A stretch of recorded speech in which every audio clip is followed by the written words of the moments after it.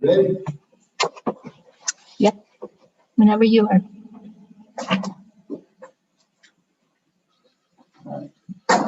Meeting will come to order. Ocean Highway and Port Authority, Nassau County, Wednesday, May 12th at 6:04. Meeting will call to order, and we'll have an invitation by Mr. Hill.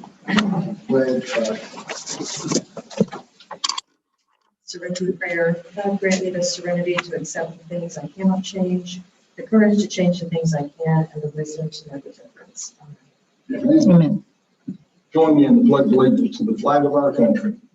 I pledge allegiance to the flag of the United States of America and to the republic for which it stands, one nation, under God, indivisible, with liberty and justice for all.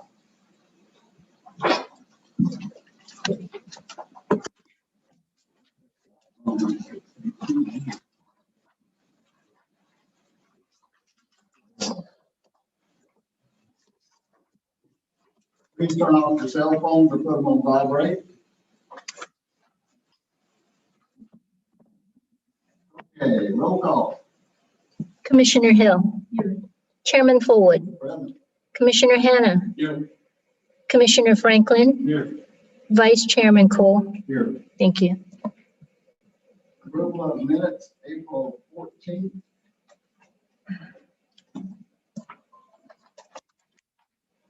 We have one change.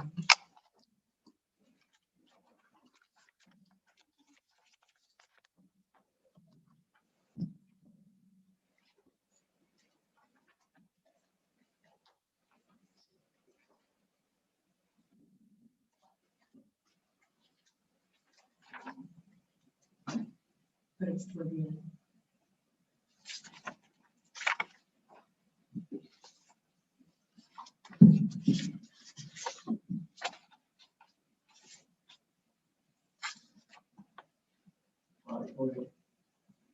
So it's the last page of the minutes, and it's just the spelling of Kyle Hoffman.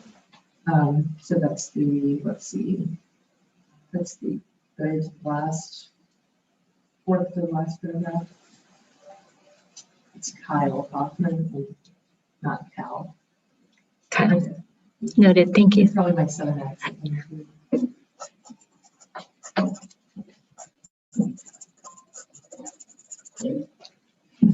Couple of factual corrections, Mr. Chairman. Yes. Page 4, under Port Director Report, third line down on the left, that word board should be ports. Vice Chairman Cole attended virtual meetings with the Florida Ports Council. And then on the second to last line, on April 1st, it should read, Mr. Ragucci attended the virtual meeting Zoom of the FSTED committee, capital FSTED committee. And then one other correction. Page 10, I'm sorry, page 7. Near the bottom, the second to last paragraph, last line on the left, the word negotiable should be replaced with the word applicable. What was that last thing? Page 7, last sentence of the second to last paragraph.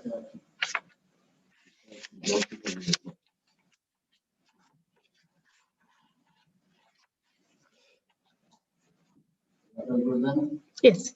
Any other corrections or alterations?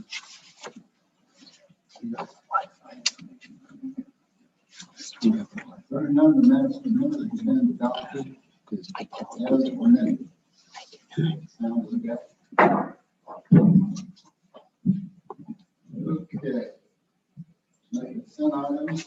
Pierre, you're up. Hi, You're right there. ready to go. Good. The reports are in your package. So the first one is the monthly treasurer's report for April.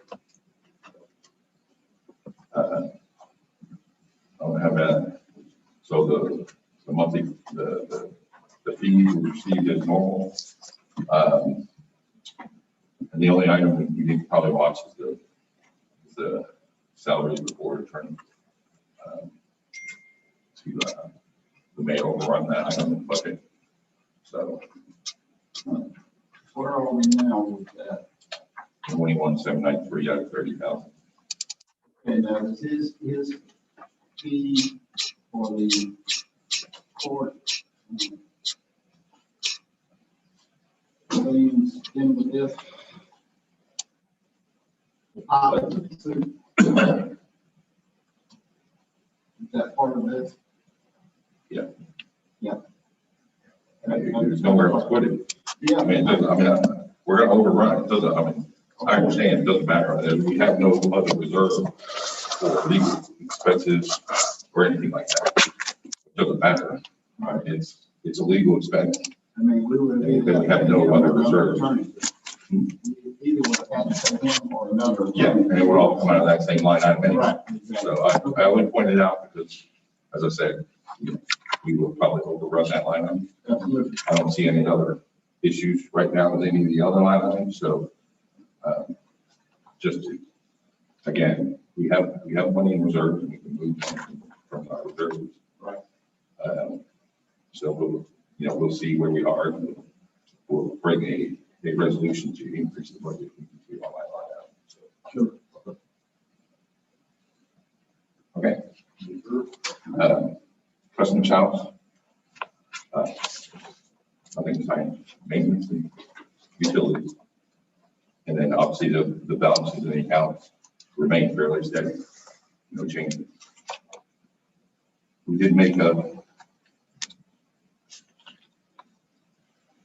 750 and then $1.3 million payments to the North Carolina Crane. Yeah. We call them EMC. North Carolina Cranes, I call them. Yeah. So, It's easier. what do we buy? So obviously those monies are received from Worldwide and then sent out for that contract. All that stuff via wire transfer and just comes in and out of the account. Obviously we're waiting for and then Worldwide will submit to the state of Florida for those partial grant reimbursements which we'll receive. Yeah. So just to let you know that because those payments have gone out, 2 payments have gone out to the Crane already, totaling almost more than $2 million. Okay. So next in your, next is the quarterly financials for the second quarter of the fiscal year ending March 31st. And so that's in your package. There's 8 pages of, they're numbered at the bottom, 1 through 8. So the first 4 are balance sheets, just comparing our March 31st balance with the both the December 31st of 2020 and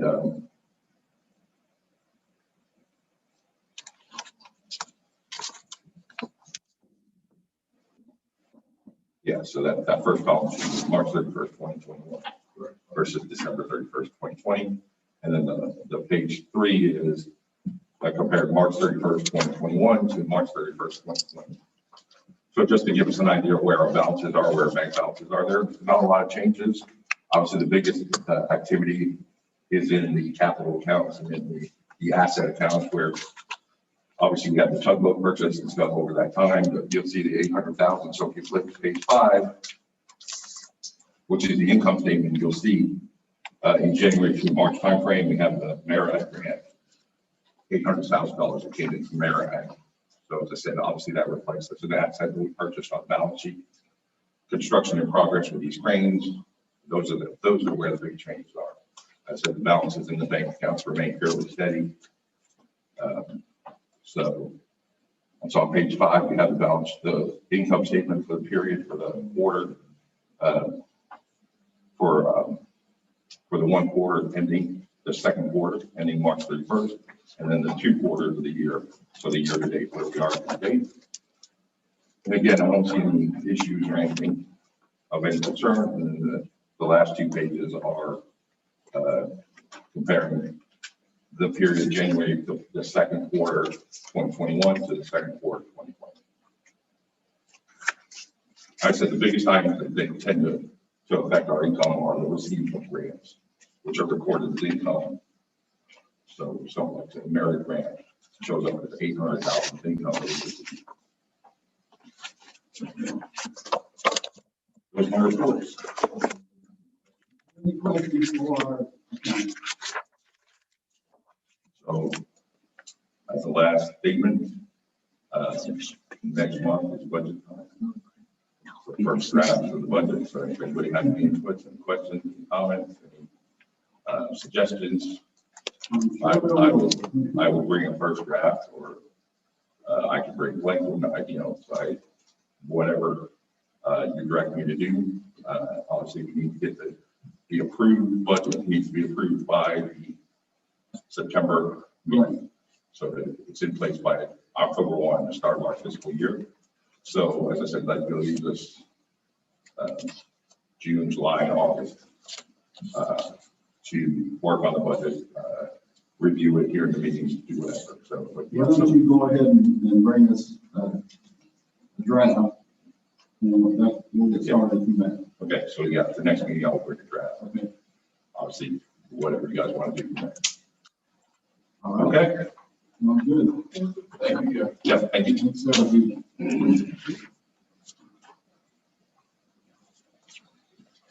Okay, Patrick, what you got for us? Well, since we last met, obviously it's been a busy time working on the RFQ. So on Monday, we filed our motion in litigation, which you all should have seen and received a copy of. Yes. Yeah, Very well done. very well. Any questions on that? Just reach out to me individually. We're dealing with some public records requests that I think you all probably seen as well. I'm just looking to review to you about that, and just been great in assisting with that. House Bill 35, Yeah, I asked you about that. but it doesn't become effective until next year. So January 1st of 22. And we're working on a memo that's going to summarize for you and the rest of the books here of what it means and what needs to be done. There were some last minute amendments to it. But I think overall it'll be helpful, but all outlined the various hoops we have to jump through, so we'll get that to you. It's not quite final given everything else that's been going on. Okay, explain to me why we have to wait till January for it to be signed. I thought the governor signed bills that were passed at least by June. Because the text of the bill has an effective date of January 1st. I see. So they're giving everybody a year to get ready, I suppose. So the green light will be January 1, 22. Okay. No. Here's a little 22. 22. Patrick, what was the nature of that bill? Yeah. It's the public notice newspaper advertising. It gives us a chance to advertise in the local paper instead of having to do it in Jacksonville where it's more widely distributed. As long as we advertise it in a local paper that's widespread in our community, we can do it here and in West Nassau. And that would keep us from having to wait so long to get it in the paper, to be advertised, and it may help us move meetings up, not have such a long time to wait. Still requires the same thing, we have to notice. But the time really is what affects us. Yeah, that would be very helpful. Right, Pat? That, and it does give you an opportunity to post on a newspaper's website only. Yeah, you can do that, but every week you have to put a notice in the paper saying your notices are on the website. So, Yeah. And not surprisingly, there's a little bit of red tape involved. Okay, very good. All right, did you review section 10 of the operating agreement? We asked you to do that. I have some notes on that, but I don't think, given everything else that's been going on, that I'm quite quite ready to discuss that. It's been with our filing deadline and with the RFQ, and I do have some notes on it, and I've got it in my bundle of things. So I'll get with you on it. Not a pressing matter, but we just want your opinion. Yes. And what about the comp plan? Have you looked at that at all? City's comp plan? Since our last meeting? Yeah. Yes. And I think the thing we asked you to look at was the must, shall, may verbiage. Right. It's been a trend over the last few years that amendments are moving towards must as the term. Yeah. I'm not quite sure how different must is from shall, but that's been the direction. I would focus more on the substantive requirements rather than must, shall, may. Obviously, may is much different, but I think based on what I saw in our special meeting, the direction of the board was on point for what I saw in the comp plan and obviously with Commissioner Albright. Yeah, and we appreciate the city allowing us to have some input on that. And I believe they're meeting on June 15th for our input. Is that what you have, Commissioner Hill? I do have another board subcommittee meeting on May 26th, but I don't know if they will keep that one. Correct. And then, actually, I don't have June 15th on my calendar, but that doesn't mean you're not correct. Yeah, that's what I wrote down. And, she said that we could have input at that time. Did they finalize everything? No. No, no, because the Still planning in draft. advisory board is advisory, and so the city has to approve it and then submit it. Or transmit it. to the planning. So it goes to the full PhD, right? First. It'll go to the full Yeah, page, and then they'll recommend. and then it'll be a recommendation to the city commission. And then once the city commission approves the language, if they decide to adopt, they may decide not to adopt any changes. But if they decide to adopt some of the changes or their own changes, then they would do something called transmitting it to the state. We went through that document at a special meeting, so we should all have that. Be formulating any questions you might want to ask or comment on. And when we meet with the city, PAB, we'll talk about it and let them know what our thoughts are. All right.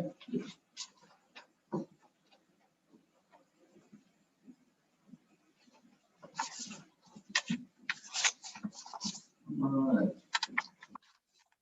Reducing, board of planning report. Before you move on to the next thing, there was one more piece of legislation that I think will impact the comprehensive plan amendments. And I think it's in, I know it's in transportation bill, Senate Bill 1194. Yeah. It's the state preemption of seaport regulations, because I think there was some language about, don't quote me on this, but I think in the proposed draft, there was some language about liquefied natural gas being prohibited, and so that would be preempted at the state. I think that I would let you. 1194. I'm sorry. 1194. It's 1194. It's the transportation bill, but it ultimately ended up including parts of another bill that died in committee. So it's kind of a last minute. Yeah, it's changed to the last minute. That's the one where the captains, captains, or not captains. I thought that soon. Try to get a bill passed. It was Senate Bill 426, Right. which died, but basically the substance was adopted in Senate Bill 1194. It prohibits a local ballot initiative, a referendum for restricting maritime commerce in all four seaports, including but not limited to regulations related to vessel type, size, number of capacity, number of origin, nationality, embarkation or disembarkation of passenger or crew, or their entry into this state or any local jurisdiction, the source type, loading or unloading of cargo, or environmental health records of a particular vessel or vessel line. Chris, you and I talked about that, and you said it would not really affect us that much. Is that what I got? Yes, because we're not a municipally controlled port, we're a Right. special legislative district, but it's not a bad thing. It Yeah. can't hurt us, it only help. Okay. That's it. Okay. Very good. All right, Chris.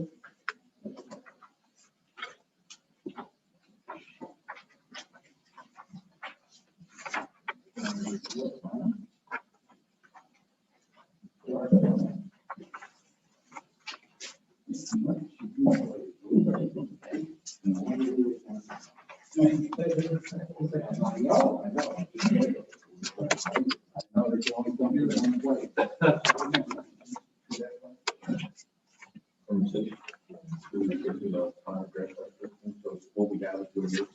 Well, I thought they were gonna make revisions. We haven't had any other meetings. All right. They know what our concern was. Right. Okay. That's all right.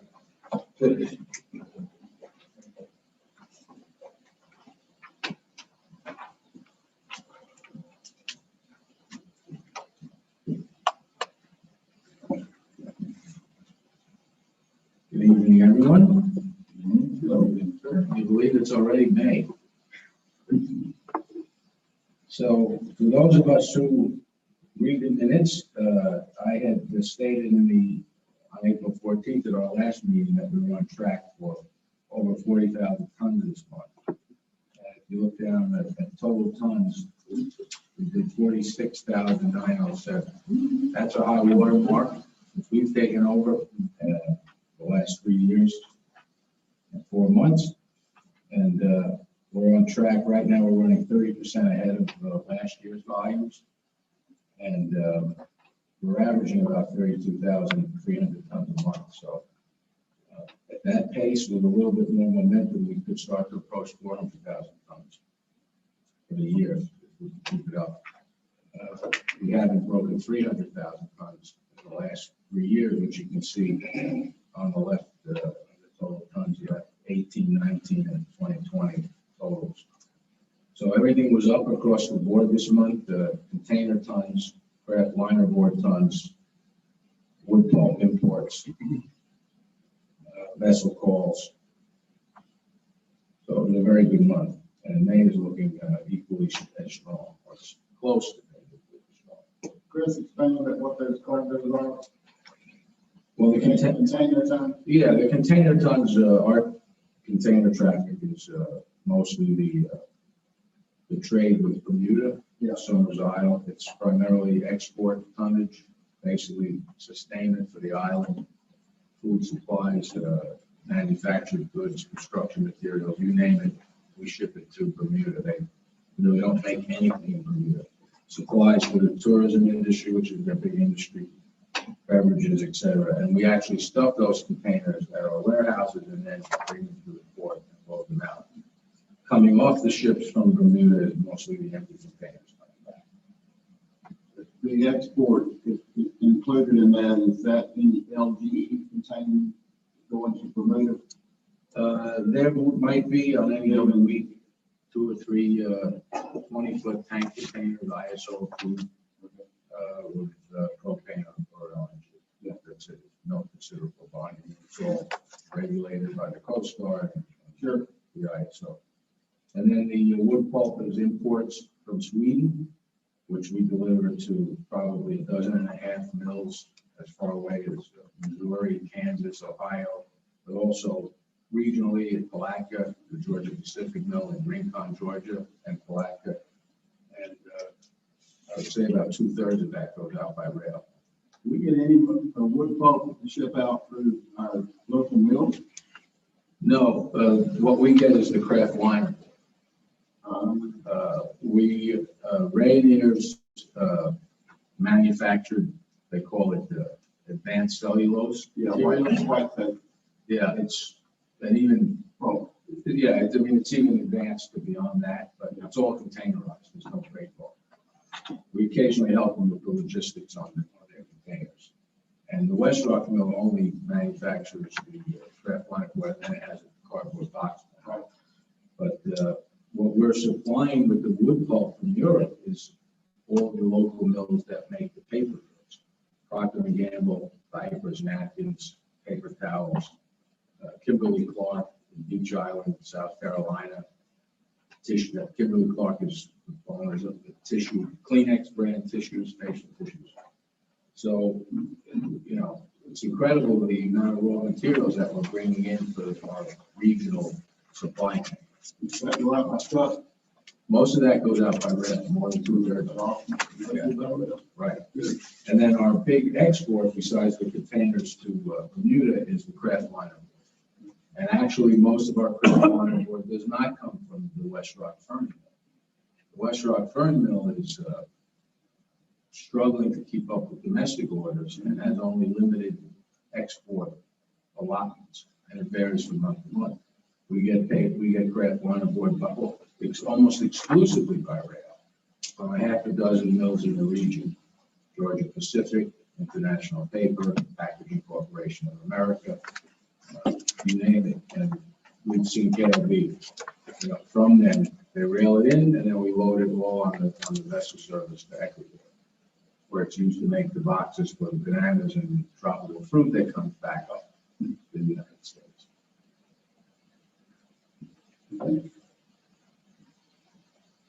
Any other questions? I see you haven't had any lumber this whole year. What seems to be Lumber is, we're working very hard to crack the lumber duopoly. And what I mean by that is lumber in the southern half of the East Coast is going into two ports. It's going into Wilmington, North Carolina, and it's going into Port Canaveral, Florida. And you can imagine that half of what goes into Canaveral will be trucked back up towards the north, towards Jacksonville. And probably half of what goes into North Carolina is trucked south through Georgia and North Florida. So we've been working very hard with the only 2 or 3 shipping lines that control this lumber. And these ships have multiple customers on them. It's not one big lumber supplier. It's a very fragmented trade. We've been working with them since we took over to try to get a port call in Fernandina to eliminate some of these truck lines. And we have been making some progress. We're in active discussions there. So we certainly will see lumber again before the end of the year, and we're hoping to land a fairly significant, regularly called lumber account. And of course, we were importing plywood from China through break bulk in 2019. It stopped in 2020 because of the tariffs. If the tariffs are removed from China, then we would probably have talked to them. We'd see that again as well. And also, we're still waiting to see what they do with tariffs on steel coming out of Europe. And then we might be able to get some steel back. We did get some in 2019 as well, but not in 2020. Why are we not competitive with plywood down South Florida? Well, the plywood is because it's coming mainly from China. It got stopped by the tariff in the trade negotiations under the Trump administration. But in lumber, it's not that we're not competitive. It's just trying to break into this, years-long practice of just calling 2 ports and forcing all the shippers, because the lumber ships are like a bus where you have 6 or 8 different customers. No one customer can command those ships where to go. To get the group rate, they have to ride wherever the ship takes them. We see that also in commodity where ship lines call Baltimore and Houston, even though they go right past us. These are the kind of things that we'll get some further updated feedback from the market study that's part of the master plan, helping us to target these areas of trade. There is a move back to break bulk right now because the container industry is completely overwhelmed. There's not enough physical containers. There's not enough containers on ships to move in a timely fashion. The Chinese plywood switched to containers, and it switched to Vietnam from China. But on containers, it was much smaller volumes. We actually still handle it at one of our off-port warehouses. So break bulk is becoming more competitive with containers because the container costs are up and the availability is down. And schedules are unreliable. The ships docked outside of Savannah waiting to get in. Everybody's completely off schedule. The logistics system right now in the world is overwhelmed. It's not functioning rationally.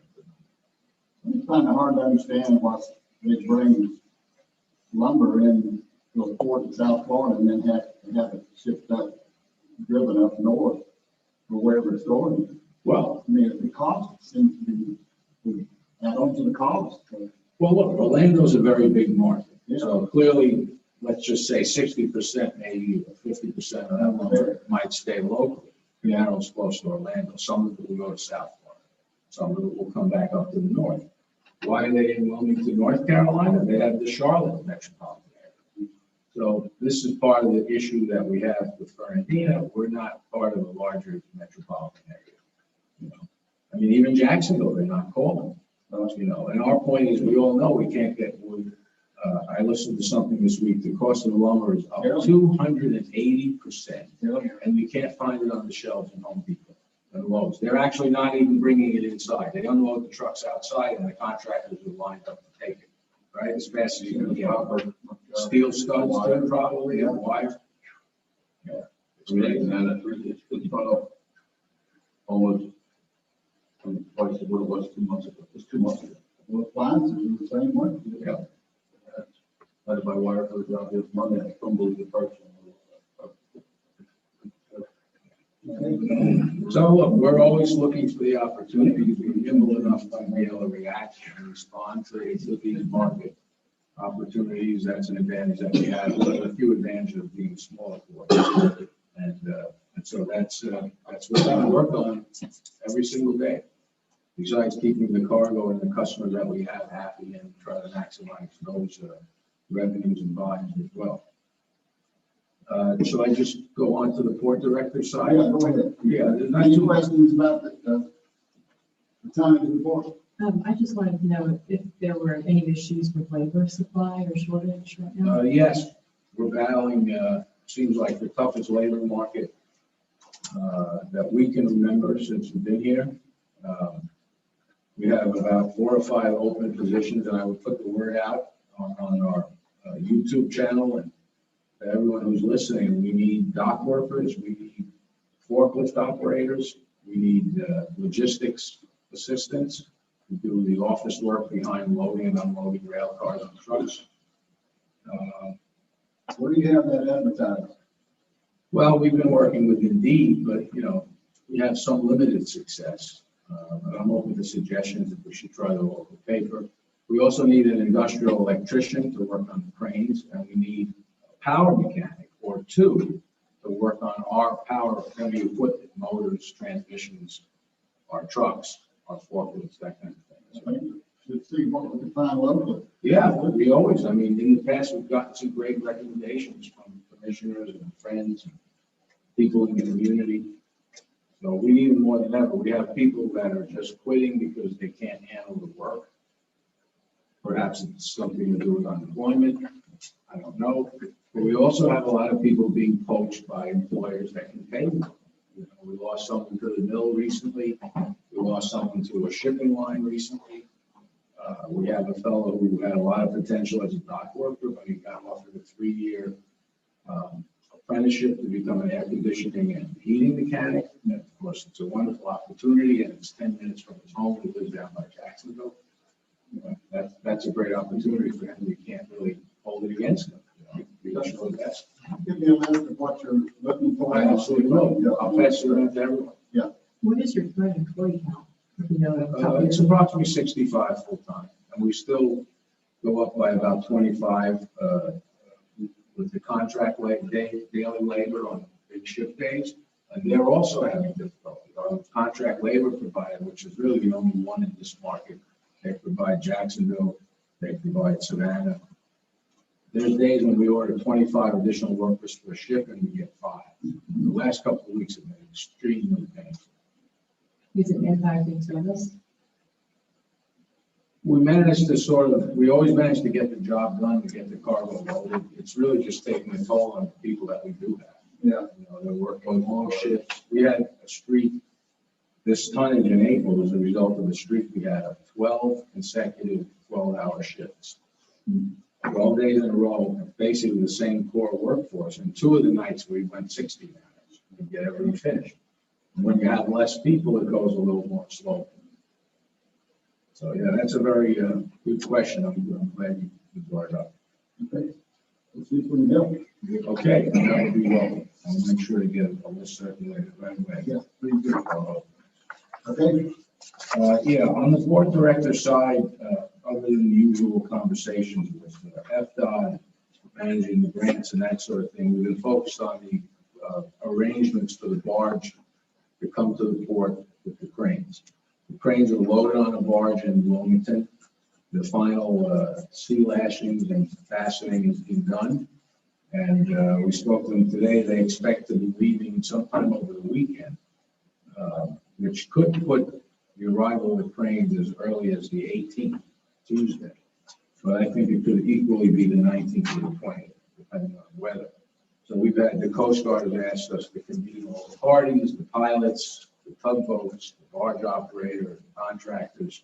And we're going to have an update with the U.S. Coast Guard at 10 o'clock on Monday in terms of the transit plan. Transit means transit in the channel, moving through the channel to get to the port, and then a docking plan for the barge. Can you let us know when they will be arriving? So I will confirm the date as soon as I have a confirmed date, and everybody's invited to come on down and enjoy what will be a once-in-a-generation spectacle. Those cranes, $5 million worth of cranes on a barge coming around the corner. How about the old crane? I know it's coming down. Yeah, it's, they're moving slowly but surely. If you look at it now, you won't recognize it. Most of its limbs have been cut off. Yeah, so it's progressing. I have a question about the crane. So is the new duo of cranes heavier than the old crane? They're probably a bit heavier, comparable in weight. Their framing is a little more compact because they're based on a 50-foot wide spread between the legs, and the Hitachi has a 77-foot wide spread. And more modern cranes, they can be stronger with less actual weight of steel. And for instance, we'll be taking out the main hoist drive motor, which is a massive electrical motor. But this is a 1970s technology electrical motor. So they don't look like they look now. They're not nearly as big to generate the same power. So weight's not really, they're taller. They can reach farther out. They have more maneuvering space between the legs in this direction than the Hitachi. So they're overall much better cranes. We can handle bigger shit. So I was looking at the DPMC agreement and I saw an engineering component in there. I just wondered whether that included an analysis of the subsoil and whether or not it support the weight. Oh, absolutely. That's a great question, but we could never even consider bringing those cranes in without checking them.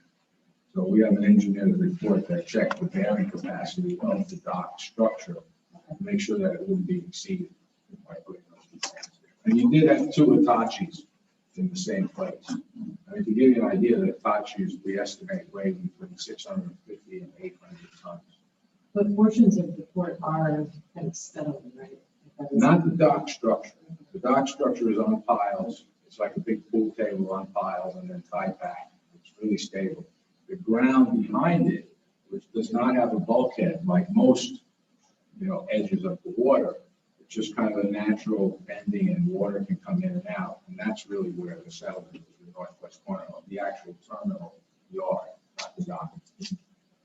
Once the If you come crane, down for a visit, I could show it to you. Okay. once the cranes arrive and get on dock, how long will it take to get them operable? They've committed to deliver the first one in early July, operable, commissioning, that kind of thing, and then early August for the second one. But the way these guys are working, they're actually ahead of schedule. But once they get here, how long will it take to get them working? Well, okay, so if they get here on the 20th, and they're talking about July, first week in July, 30 to 45 days, I would say, for the first, If they hit some snags, maybe a bit longer, but the way they've been going, they've been ahead of schedule, and they're very experienced at this. Okay. And we should think about, once the two cranes are commissioned, we should think about inviting the governor and the senators, and, all that sort of thing, and have a ground commissioning ceremony, ribbon cutting, whatever you want to call it. Yeah. Okay. Thank you. Is that all you got? That's all I got. Report on the customs house. Sure. Yeah, on that now, or it's on the agenda. No, we can do it. Yeah, you can go ahead and do it. Sure. You want to do it? We've installed some of the items that need to be repaired.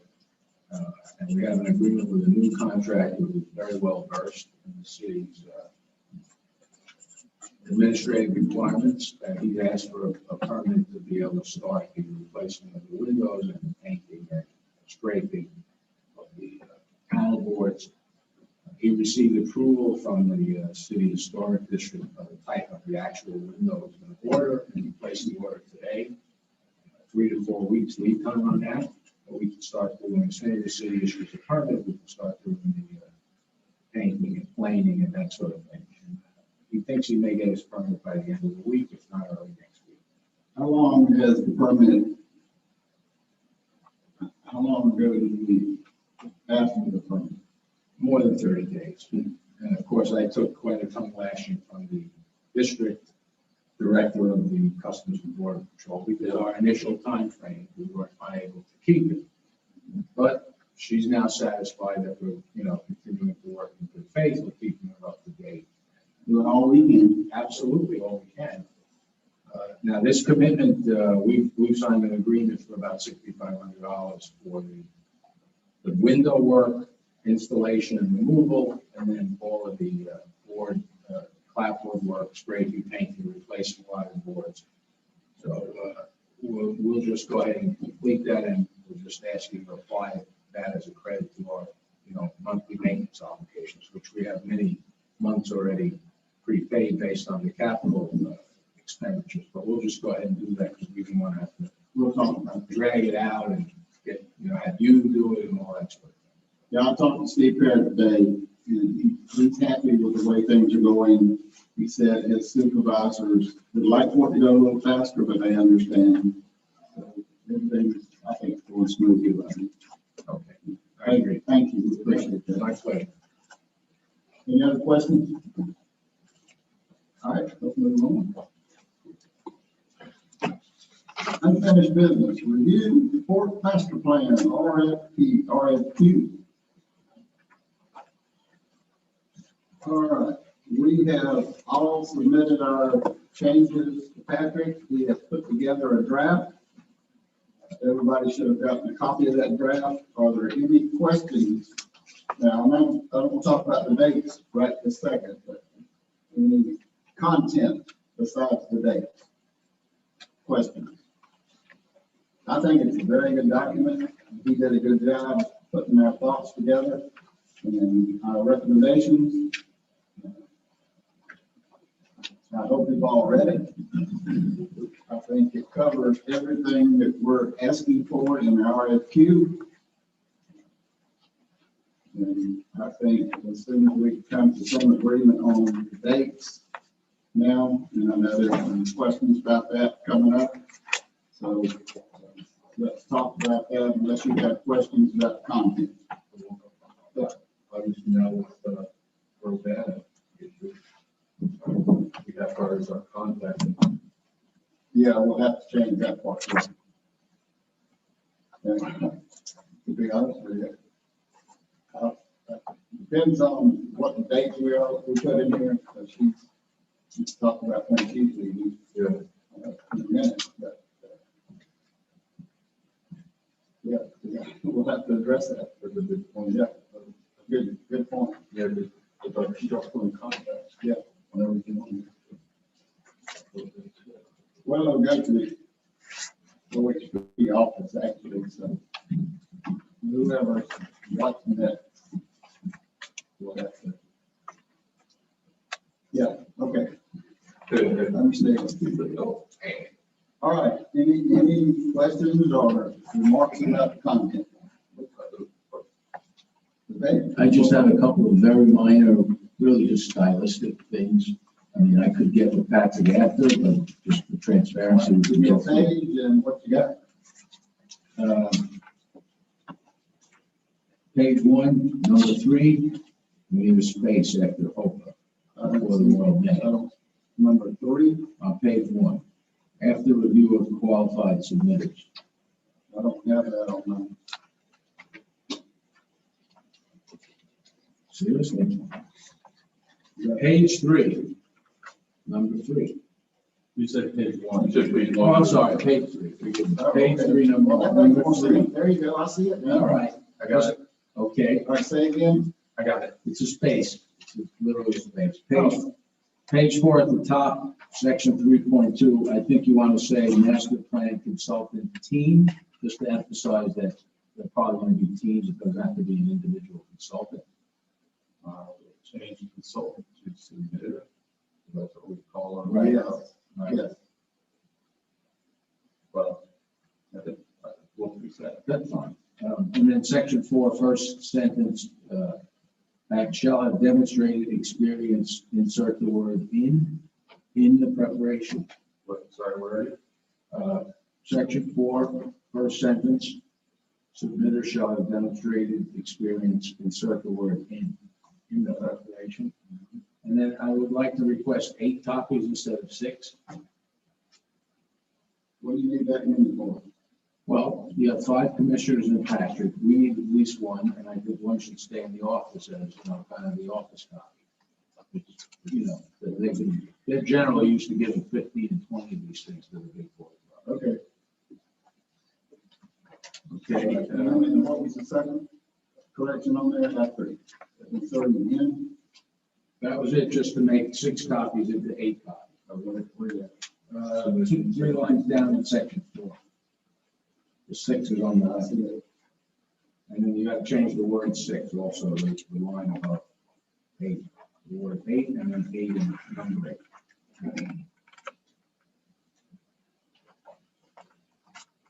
I just want to ask Patrick's opinion. I think I figured out what it means in 5.4 on page 5, exclusivity. So that just means they can be working for other ports. So that we know that the contract awarded by Oprah will be non-exclusive. That's a new, I hadn't seen that one before. Right, it also means we can work with whoever we want to. Okay, yeah, that's, yeah. Page 7, which is the beginning of Exhibit A. Actually, we're good there. Page 8. Second line of page 8, the plan shall be structured. I think we need to add a B. Oh, I thought that. Put that in there. And then Patrick, for sections 1 through 5, for whatever reason, you're using a lowercase p for plan. Haven't we defined it as a capital P for plan? Not that it makes such a difference. Yes.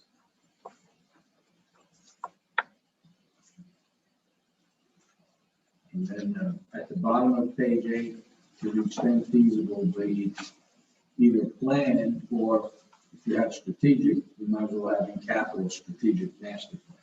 Again, up to you. It's to be consistent.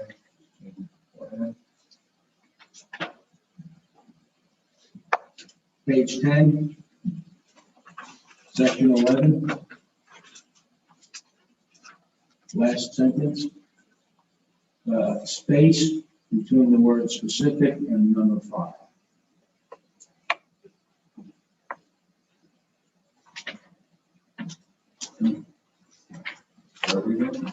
As the last line on number 11.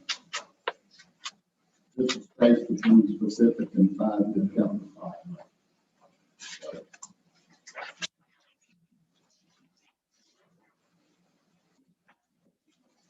Okay. Yep, except for the dates, that's all she wrote. I think Ocean Highway Port Authority at the end should be all caps. again. It's just unlisted. Where did you, The very last page where Danny forward. under the signature line? Yeah, Ocean Highway and Port Authority, you know, maybe that goes on the top and then the signature line. And all the caps from Ocean Highway.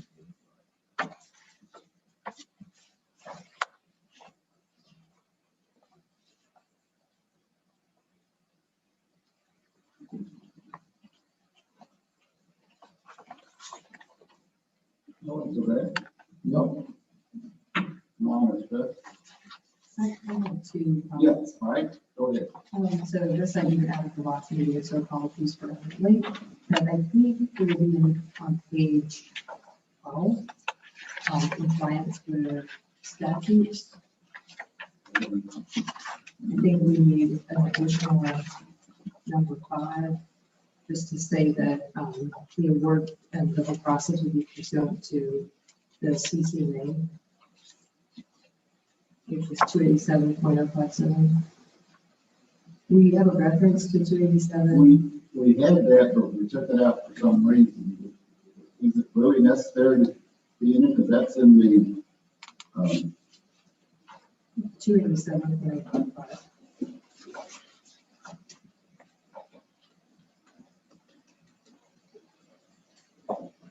you remember that, Pat? I don't.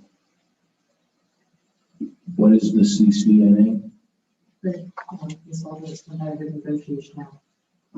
So just because it's FDOT money, it has to apply. And then we have to give access to disadvantaged business enterprises also. Which is in, I'll give you the reference, it's 49 CFR part 26. We just have a disclaimer language you have to include. Okay, so what do you want me to include? So it would be a paragraph that would just cite 287.055.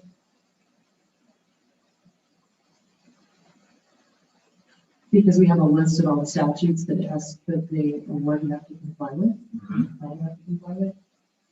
But what's language around the one? I'm not just going to. Oh, okay, so yeah, so this RFQ is being issued under 287.055.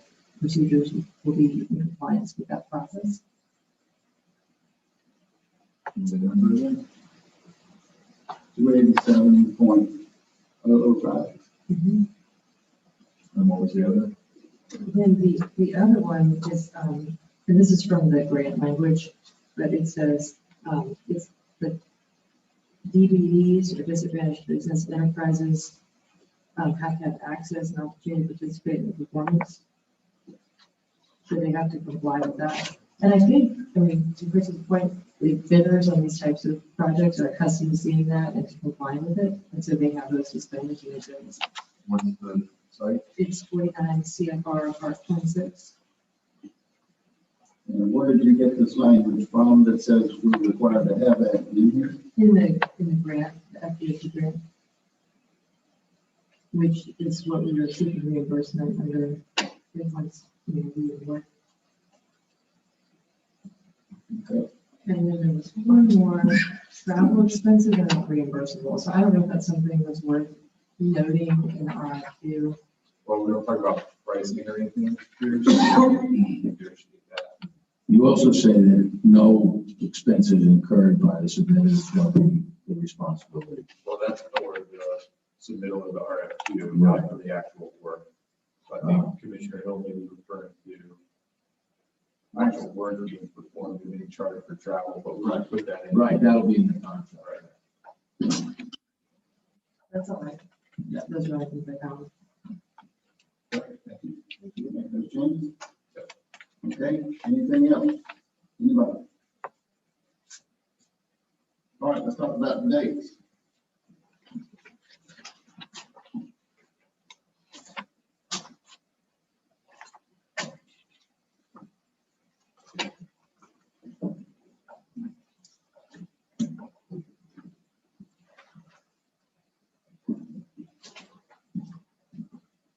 As of now, the dates are not are just on a blank line, so we need to fill in the RFP issue date, seal qualification due date. We have dates in here, but I knew there were gonna be some questions about that. So I left it blank. So we need to talk about what dates we want to put in. Would you mind if I make a suggestion just to start it off? Because I thought it through with the calendar a little bit before I came. Is that okay? Yeah. So, assuming tonight we have an approval, and we get this issued by Friday, the 14th, Patrick, you think? I mean, logistically, we should be able to. I'll have the document ready. It's up to, what Roseanne, how she can get it posted and she'll do all that. So she thinks she can get it done by Friday. She would have to comment on that.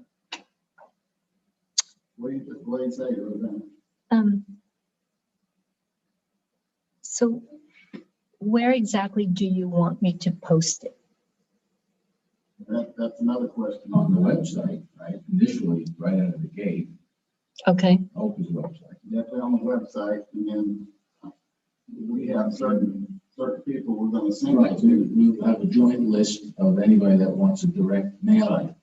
Do we need to publish it in any other publications? I didn't think we did, but maybe we should ask Patrick for sure on that. Well, I think any electronic distribution of it should go through Roseanne, or at least the OPA email address, so that they have that. And then my only other suggestion was to see how, I don't know if Roseanne had a chance, but then pretty busy the last 3 days to see if there's a spot on the Florida League of Cities site or something like that, but you all would know better what. Who's saying? The Florida League of Cities, they sometimes post RFQs and RFPs because consultants know to go there to look for them. I see. We're not a city, but they get a lot of traffic in that regard. They have an excellent job board.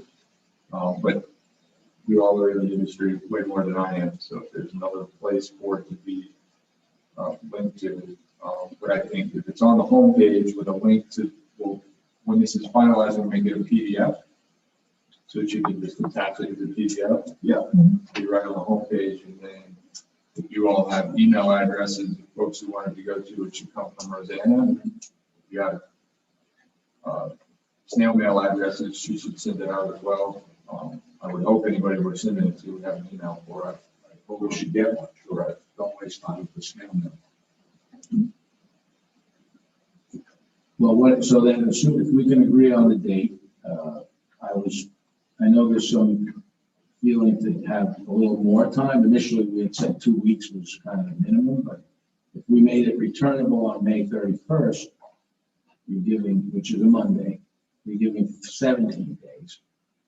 And then May 31st is holiday. that's true. So then say June 1st. June 1st. And then we'll get them open and distributed, I think, the same day. I can certainly help with that. If they come in by 3, we should have them to the commissioners by that, close the business on the day they come in. That allows you to have a special meeting in the first week of June, say the 3rd or 4th of June, Thursday or Friday, because your monthly meeting is June 9th. So the special meeting would be after having had a few days to review all the submissions for the commissioners to come together and prioritize and select your preferred submitters that you want to, advance to the next round or consider for interviews, which then could be done. The interviews, if you're going to do interviews, the way it's written, you don't actually have to. But presumably you want to do interviews at the June 9th meeting, which means we have an opportunity to have one more special meeting at the end of June and make the award. So that by July 14th, regular meeting, we can have the potential of a contract for the board to, we can put it together, ourselves, Patrick, ourselves, a consultant, come up with a draft. If the draft is far enough along, then you could potentially approve it at the regular July 14th. So seal qualification due date, you think? Monday, Tuesday, June 1st, Tuesday, that's 18 days from the issue date. Correct.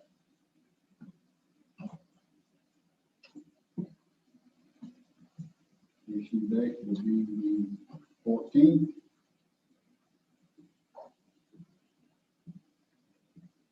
If I might, I think we should have a longer period of response, just for the initial response period should be, if we could do 30 days, that would be my preference. But if it was somewhat less than 30 days, I think that's fine. But I think having a longer initial response period is important if we really want a wide, if we want to cast the net wide and get good quality applicants. And some of them may not meet the minimum requirements right off the bat. So I just wouldn't want to get to where we don't have that many qualified applicants, or that there's a perception that the winner has already been selected. Having gone through this before, I think these companies are well prepared to issue qualifications. And there were a lot that applied for the last one for just short notice. So I really don't agree we need that much time. I think they should be ready. If they're not qualified, they're not qualified. Well, the other thing I would say to Commissioner Hill's point is, this is just really a request for qualifications. And we don't have to accept anything that comes in if we don't want to. We can extend it even after that, I believe. Well, you could always extend it if you feel you don't have enough. Yeah. But what I wanted to say was, so what is a good response would be the qualifications, which I can assure you, these firms, any potential firms that bid on Port Master Plans have their teams and they have their qualifications on the shelf, put together. They might tweak it a little, they might adjust the team member, and it can be done very quickly. They have it electronically, they have it pre-printed. But secondly, then, a thoughtful response in terms of their narrative to talk about why they're particularly good at the kinds of things that we put in our criteria. Again, it's not a financial proposal. They don't have to do any calculations or analysis other than think about a time frame and how many hours of work, and all that will really be down the road. So we're just trying to get any interested qualified firms to show up and say, hey, we want to take a shot at this. I just don't see that we need 30 days. We really don't have the 30 days. So just to validate my hunch, I did do some just Googling, and all the other RFPs that I could find for similar master planning projects all had between 3 to 4 weeks. And so I just think if we're really sincere about following a valid process, that we would follow a similar timeline. First of all, why would anyone question our sincerity? But just again, to address that, sure. If you look at all the large ports in Florida, and every one of them is much larger than us with professional staff, and they have master plans, and they just update and add to master plans. This port hasn't had a quality master plan in many years.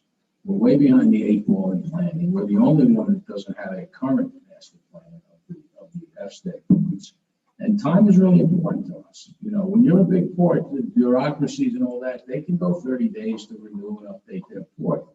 We really don't have that kind of leisure time. It may take us 30 days or more to negotiate the agreement. Let's at least get the qualified teams to show up and express interest, because we may have a lot of work ahead of us to weed through that.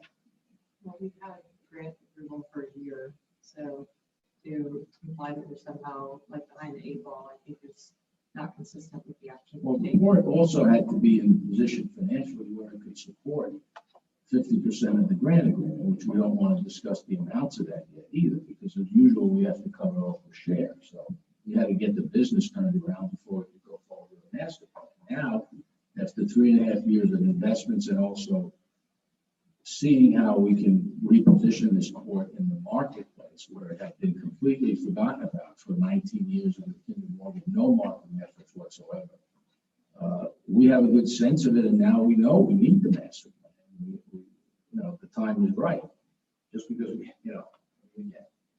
I don't wish to debate you. I just feel like, this is a business. Let's just get moving. There's no reason to sit around for 30 days when these firms have their qualifications on the shelf.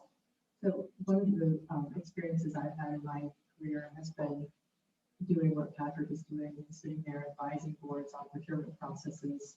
And one of the worst things is having to go through, a bid protest. And if you put yourself in the position of a company that would bid on this, and you think about the effort that is involved in putting together these packets, and they will be lengthy, they're not just gonna be resumes, they're gonna include items about what they think the plan will include.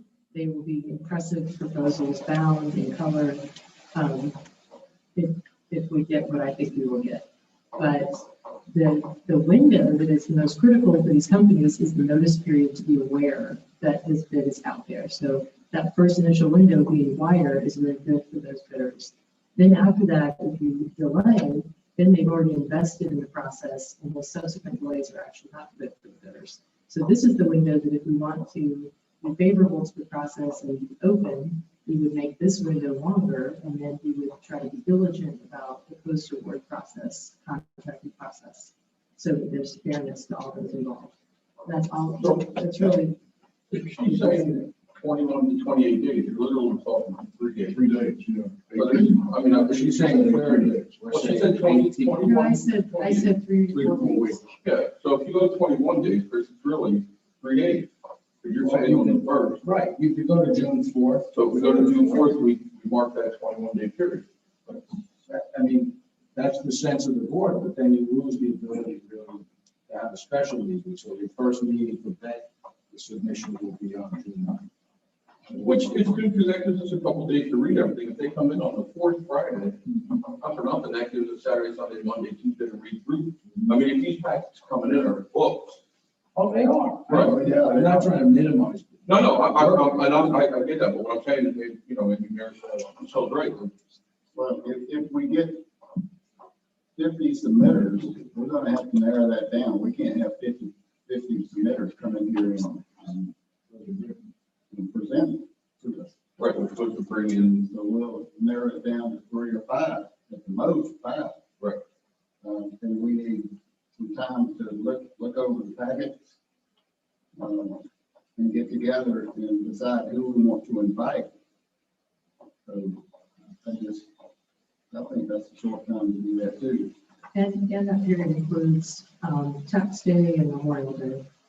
So I think just being sensitive to everyone's working schedules, firms have employees who take Memorial Day off also. Why don't we do this? Let's have the qualification date be in by the 4th. We will look everything over the next 4 days after that. At the meeting on the 9th, we will make recommendations on what companies we want to bring in here. We can have a special meeting to approve, to chat with those people. And at that meeting, we could approve the submitter that we want. We could do it at that meeting. And we could vote on it at that meeting if it's a special meeting or public meeting. So that's the thought. I'm just passing that out. So, I'll do it. I'll do it. Yeah, we'll do it. that's the best we can do. That's fine. All right, so issue date will be the 14th. June 1st, isn't it? Issue date. On May 14th. Right, May 14th, correct. And qualification due date will be the 4th, June 4th.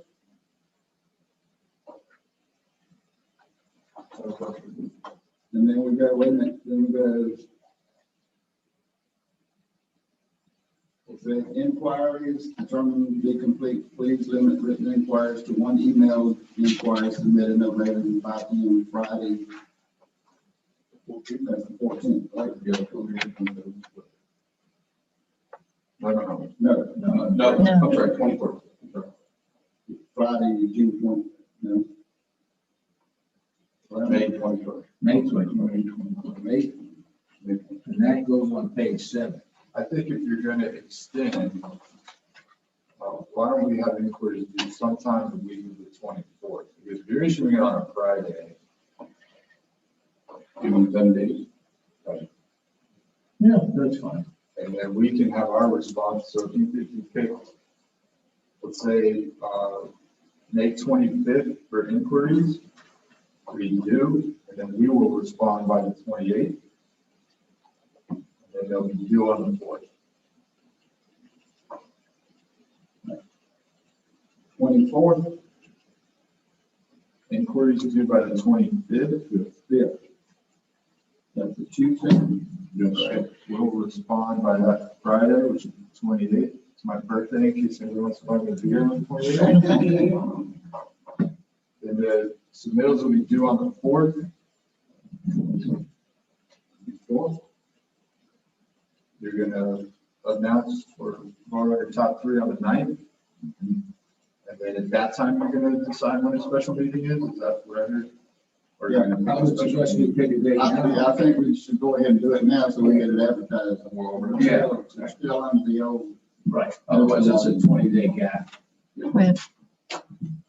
so when you want to have a special meeting. So, A week later on the 9th. Let's see, what do you want? No, I'm wrong month. So we're, just so I can go back, we're gonna open them on the 4th, right? So we're gonna have them due about 3 p.m. 3 p.m. on the 4th. We'll open on 5 p.m.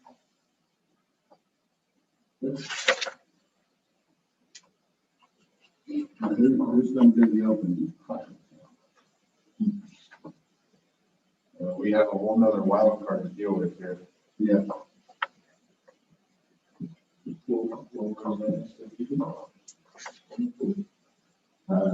Rosanna, when do you think will be your last day? June 1st. Wow. Well, we could, I don't know if you can make it, Patrick. I could be there. We could have Daniela from our office be there, just opening, and maybe can a commissioner come and just to record stuff? Maybe our secretary treasurer.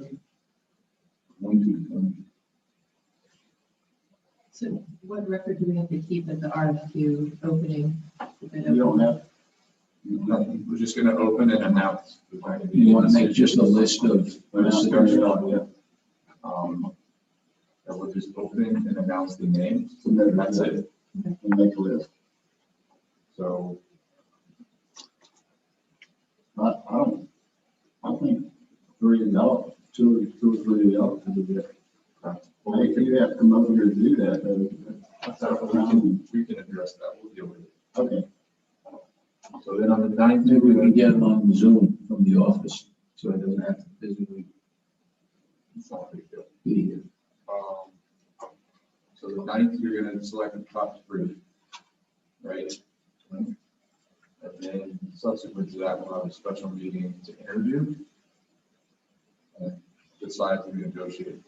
So that's the date we need to figure out. We have a special meeting currently scheduled for the 2nd, so we can cancel that. Yes. Okay, so after the 9th,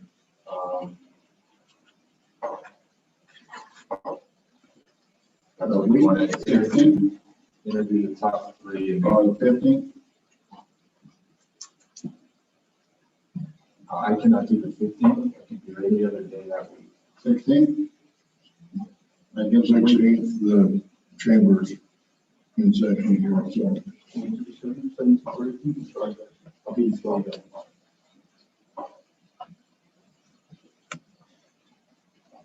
Use my company trip. Well, I don't want to wait too much longer. How about the 17th? Yeah, but Yeah, I get back on. anything on the 17th? Nope. Could you check see if we're available for the 17th? All right, let's do that. Tentatively, the 17th, we'll invite them in. Right? Question. Yes.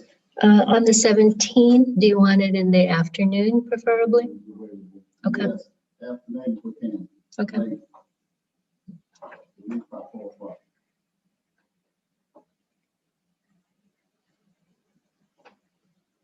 I have something to do that morning.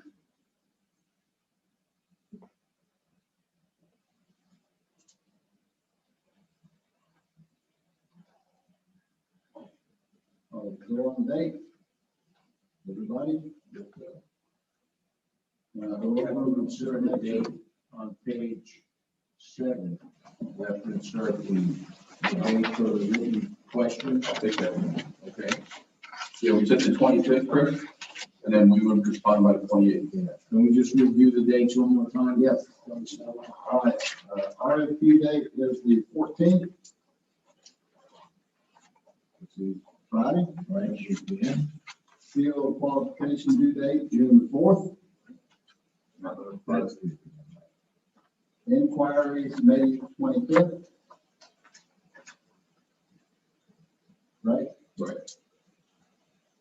Response is May 28th, did we say?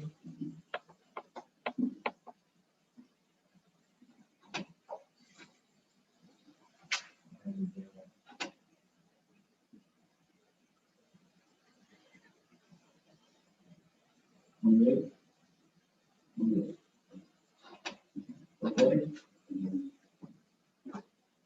June 9th is the regular meeting and June 17th for the special. Correct. No. June 17th? Yeah. Oh, I'm going wrong month. Yeah, June 17th. Yeah, 4 or 5 o'clock, whatever is available. So is the 9th the interview and the 17th to be the board? Yes. No, No, the 9th is when we decide what rank. one more. And then the 17th is the Then we'll board? notify them to come, and then give them a week to get prepared to come. Yep. So we'll keep Rosanna as the contact for inquiries, she'll still be here. Yeah, let's do that, if you could help us with that. We'll compensate or whatever we need to do. Okay? All right, any other changes or corrections or anything else? All right, I'll entertain a motion. I'll make the motion with stuff together over all of you.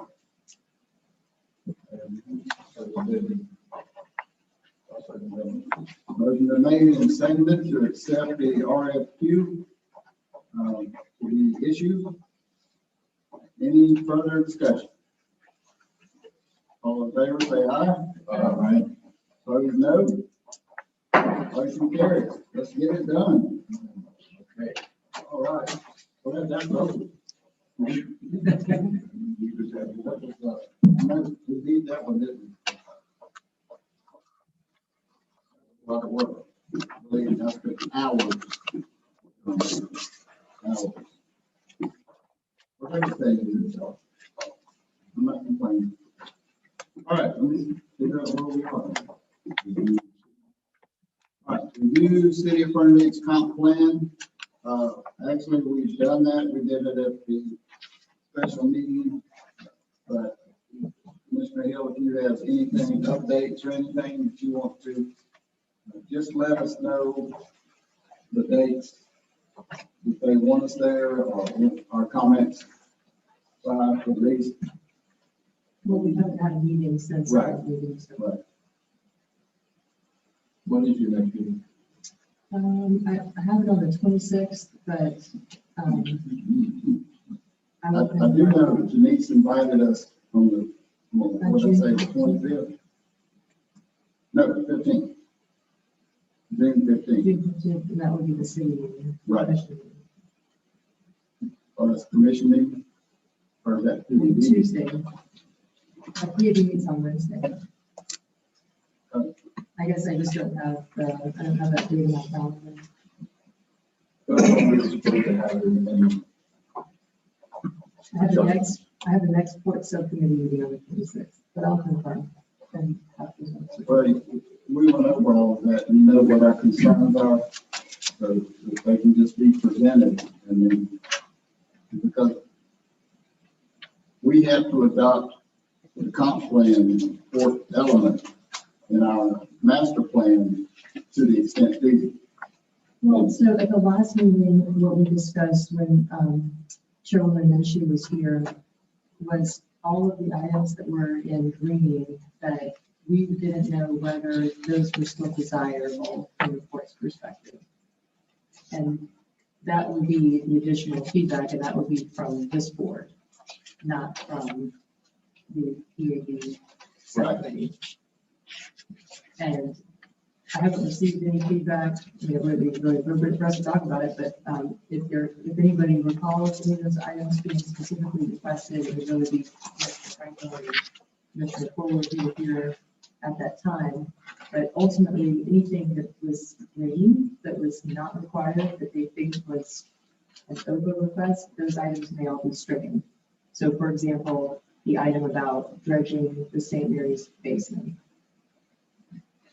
I don't know why that needs to be in the comp plan, because we do that. I mean, that's part of our function to do this, and it would be in the master plan, correct? I think the only concern would be that, and I'm just guessing why it was requested, that it would be clear that it was not in conflict with the comp plan. So I couldn't raise that concern, although the comp plan really isn't, it's not a contractual document for OPA, right? It's the same document. I thought they were going to have a final plan, or that we discuss everything at the special meeting. I thought they were going to give us any revisions by 15, and then we were supposed to go over for 30 days and give them any issues that we had by June 15th. I think the only issue that Chairwoman mentioned was taken back to the subcommittee was the clarification that we do currently handle LNG. Yeah. I don't think there were any other open items on their end. I think the open items were on our end. Right, which I thought, like I said, I thought they were going to give us the revised, and then the final, and then Patrick was going to go over. Yeah, you have those current version, but there have been no further revisions.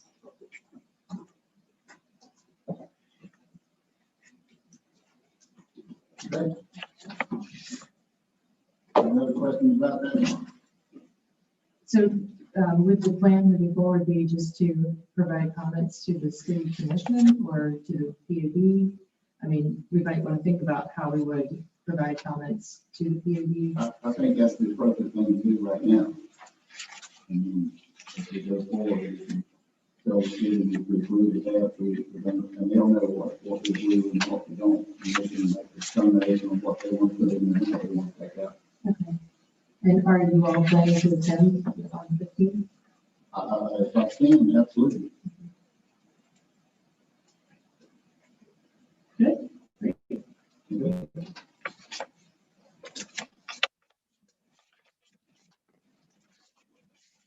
All right. Customs House, we've already talked about that. Port Director, I'm not sure why this is in there, but who wanted that on the agenda? So I requested that this be kept on the agenda until it's filled. I know we've discussed hiring a port director, and we've raised that issue at previous meetings, and we haven't really taken action on it. And so I would request that we keep that on the agenda until we fill the port director position, so that we can take action when we choose to do that.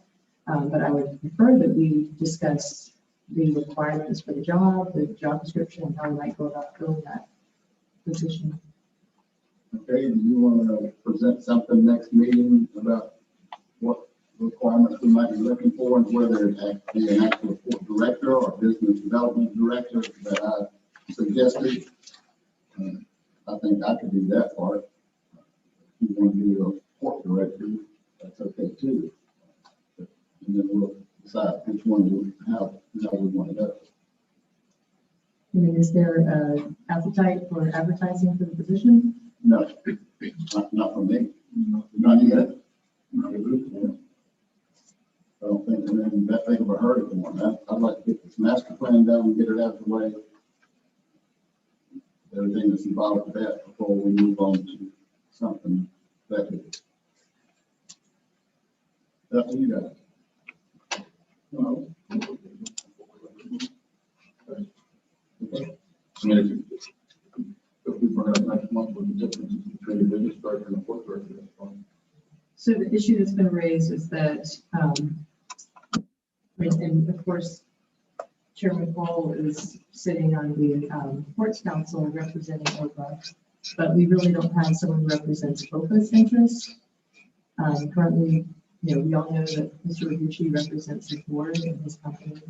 And, I received a copy of the letter that his attorneys prepared from Douglas and Douglas, and the statements in that letter that we essentially have no oversight, and I take that very seriously. And so I think we need to prioritize this, and we need to take action.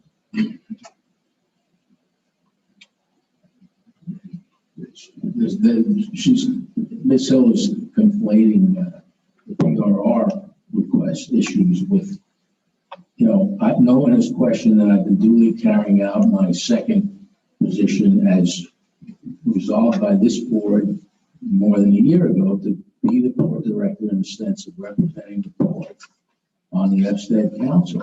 And by the way, in case some of you don't know, Commissioner Cole knows, the individual who ran the Florida Ports Council for the last 12 years and who raised this issue without ever being able to tie it to any other specific port commissioner, just him as executive director of the Florida Ports Council, he was summarily dismissed as of April 30th. So we have no issue here.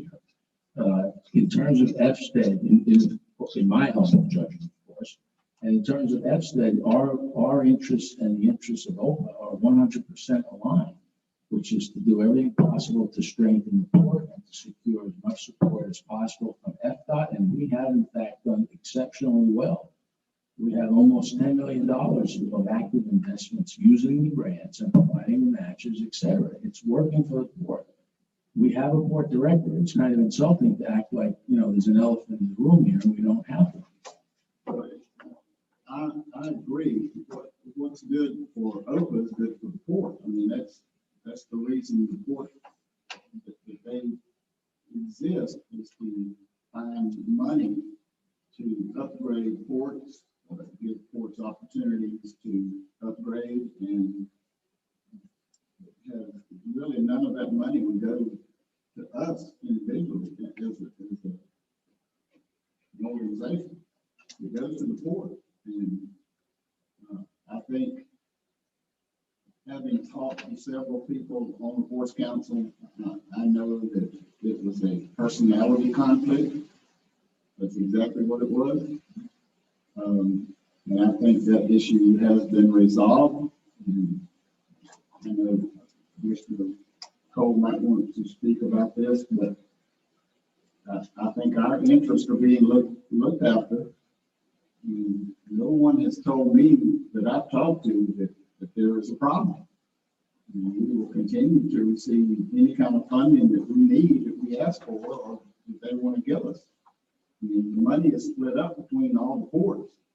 Money available, and we'll get our share. And we have to use it by a certain length of time, and if not, we have to give it back. So we're in the process of doing what's been issued to us. So I don't think that particular issue is a problem. Your statements are correct. All right. Okay.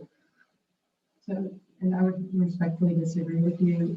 Chairman Cole, I really respect you and I value your input and insight, and I like the perspective of shared wins. I appreciate that. But just fundamentally, if you have a fiduciary duty to the board to maximize your profits, you're diametrically opposed to our interests, which are the opposite. So it's not possible to share that common goal when our goal is to enforce the operating agreement, be sure that the operator is keeping their part of the agreement. I don't see how our interests could be aligned in that regard. That's basically why I said we need more of a business development director to look after the OPA interest and not the port interest. The port has their own interest and OPA needs their own interest. We need to use our bonding capabilities to go out in the community and bring in business and help with our finance. Because right now, that's the only thing that's going to increase our budget. unless we renegotiate the contract with Worldwide. I think a business development director is more in line with what we need. And I think all of you, most all of you will agree with me. So we'll keep it on there. We'll keep talking about it. And if you'll bring your qualifications for port director and I'll bring mine for business development director, we'll go from there. Yes, we're gonna do. Yep. And if we have time. Yeah. There's a lot to do. Port tariff update? So I requested this be included as well because it was brought up at these two past meetings. And I wanted to see if we could set some timelines on that item. And I also wanted to know the rates for the tug. Are those would be part of our tariff, correct?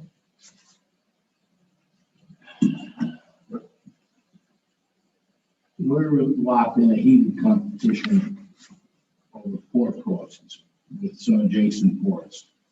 And I don't believe that tug rates are generally published in tariffs. They're generally provided by private entities. Right. But because this uniqueness of this port, we've done basically a public-private partnership to get a tug through the auspices of Marriott's generosity. But it's involved in every negotiation that we do with a shipping line, and the tugboat rates are different for different customers depending on their requirements, needs, and the competitive situation. So it really comes under proprietary and confidential. So that would not be recommended to include that in the tariff. Yeah. So the good of the port, Never been. as I said, it's not generally in anybody's tariff. So wasn't the whole point of acquiring the boat to be able to charge less than we were previously having to pay for the Jacksonville stuff? Sure. Right. So how is OPA validating that that's happening? I see where you're going. We can tell you what the rates are from Jacksonville. And we can probably tell you what, how do you evaluate that, Chris? Evaluate what? The difference in what we're paying now for the tug rates and what we have to call in from Jacksonville. I know from Jacksonville it's very expensive. It's not even feasible to ship them on the leave. And it's not, go ahead, I'm sorry. It doesn't mean when we have to bring a ship in, we used to have to call 2, sometimes 3 tugs from Jacksonville. But now, we can reduce it by this 1 tug.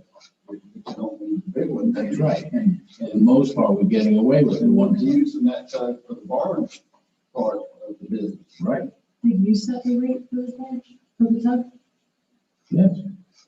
Did we delegate that authority to you? There's nothing in the agreement, as far as I know, that addresses who sets the rate for the tug. We're the operator of the tug, the way it's now viewed as part of the terminal assets like a crane. You guys don't know what we charge or if we charge for a crane, and we have a right to figure that out. I really think that all of these charges need to be evaluated by this body.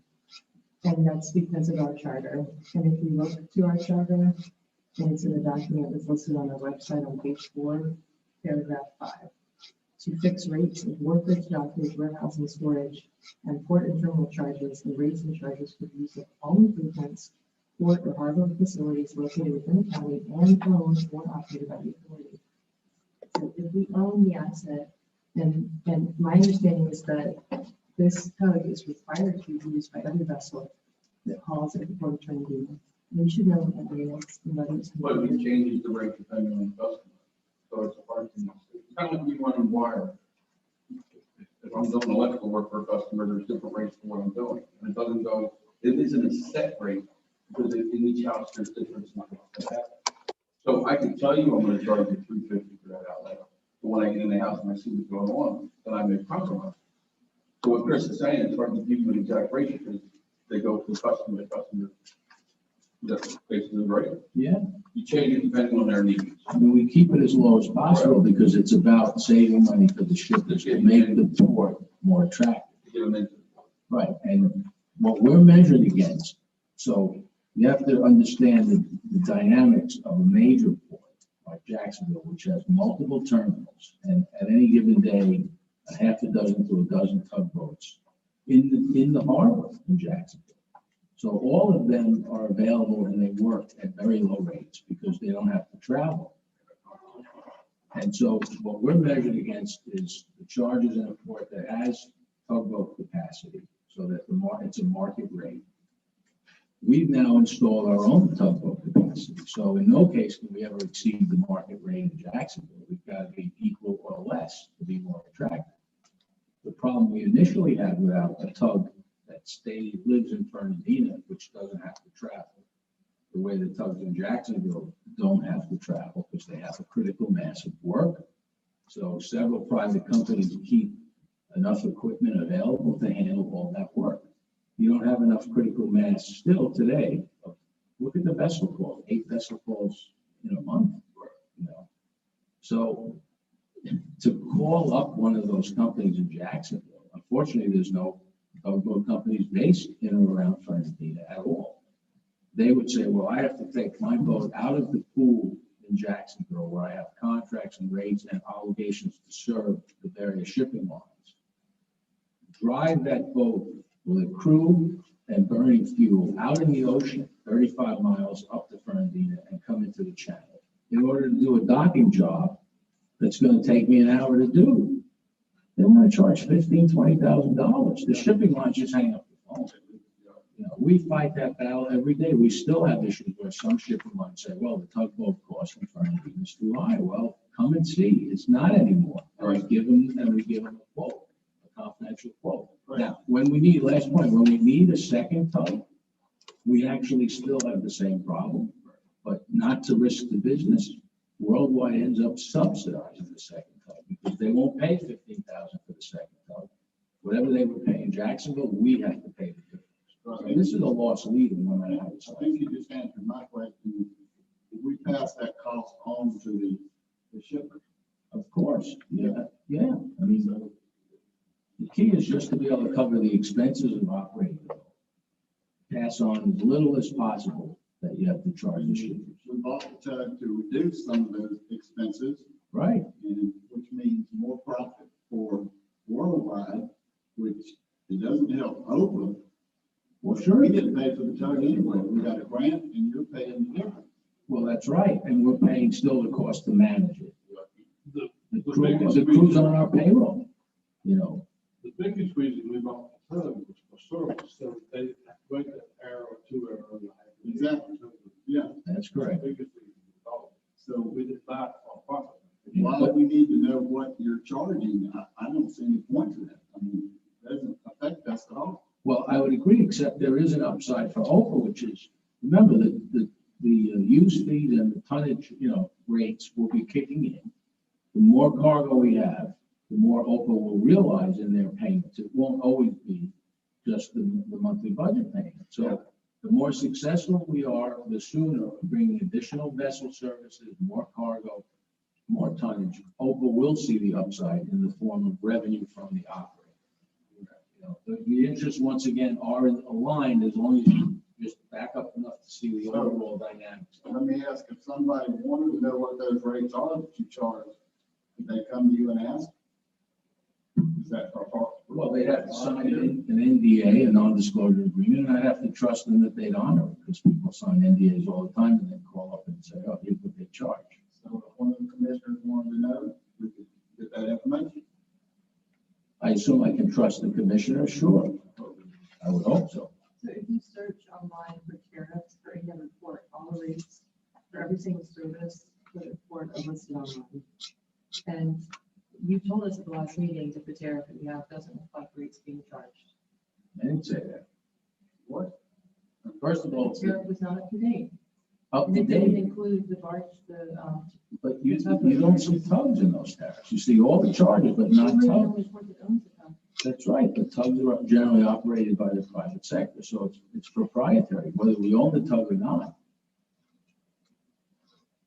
This board should be setting the rates.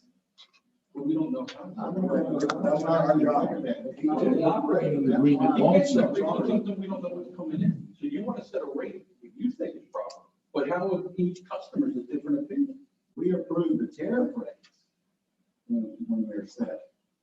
And he negotiates the tariff rate, he looks at other tariffs and makes sure we're competitive. And then he brings that to us and we approve what the rates are. Where does the revenue go for the tug? The operating What budget. is the operating? I thought that at the last meeting we discussed whether or not this would be additional revenue. Because it's not part of the handling. It's not part of the handling, it's not warehousing. What? It's not part of the handling or warehousing.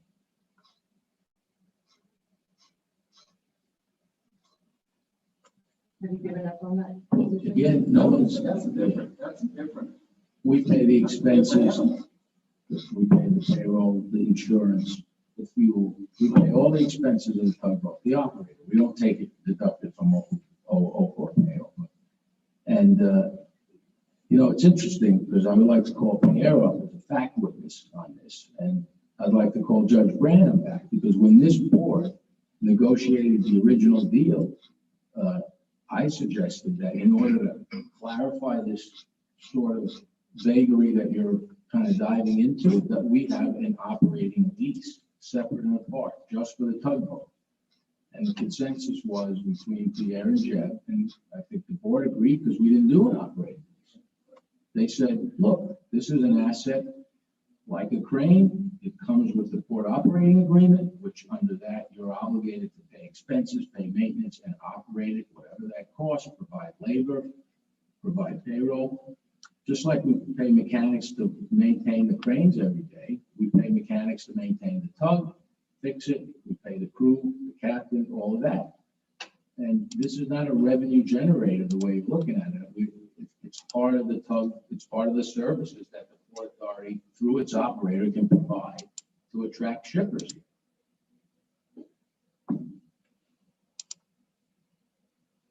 Have we validated in the past, or has this body validated in the past with customers whether or not they see our rates as being competitive or not? Or is there a process for us to do that? I don't think there's a process, but the process is we identify what our rates are in the tariff, and they either accept it or they don't. Like, That's would the you ever process. done a survey or something like that? Would you elicit feedback from customers or from past customers that perhaps don't no longer call on the Port Authority? You delegate all of that to the operator. Now, clearly, one commissioner doesn't trust or have confidence in the operator, but the results speak for themselves. So I don't want to get involved in that. If anybody else does, you're welcome to it. the tariff is a different question. It's not going to be something that we're going to do a resolution to adopt, and I don't think it's necessary. We're asking too much here. I feel the tugboat is an asset used to bring money in. Absolutely. And it changes daily in the person. Look, as a business owner, and you work with customers, I understand what Chris is saying. It goes based on what they can do with each one. Like you were saying, he's got to bring in two. So when he brings in two, he's not getting any money for his tugboat. It's basically going to take the second tugboat. See, it's a lost leader. You throw something out there, giving people a little bit of a break to bring them in to make the money. And that's what the tugboat is. So we haven't validated that that's the case because we don't even know what the rates are. By comparison. The board last year and before has agreed to accept Chris Ragucci as the port director, and we agreed to his company to be the operator of the port. We're trusting in him. We've done this, and he's proven this over the year. In this month alone, we've got the best tonnage report that we've had. We're getting there. Give us a chance.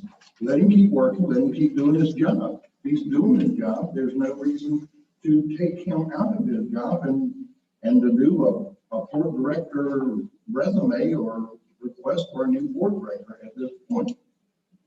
This board was happy. This board is happy.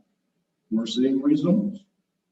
So if you read the letter that Mr. Noguchi's lawyers have sent, the document representing him, he has said that we have no oversight of their operations and that they are left to their own devices.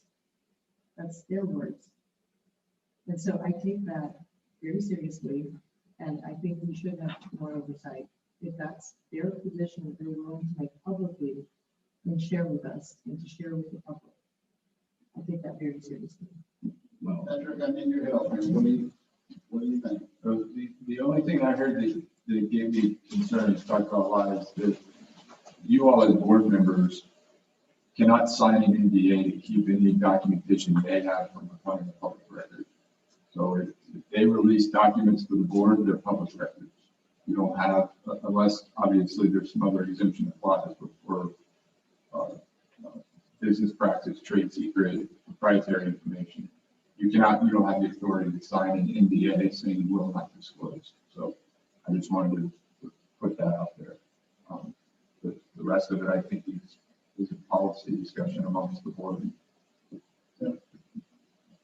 Okay. Well, I'll take any suggestion from anybody, but I'm not gonna offer it. I think I've said what I need to say. Anybody else?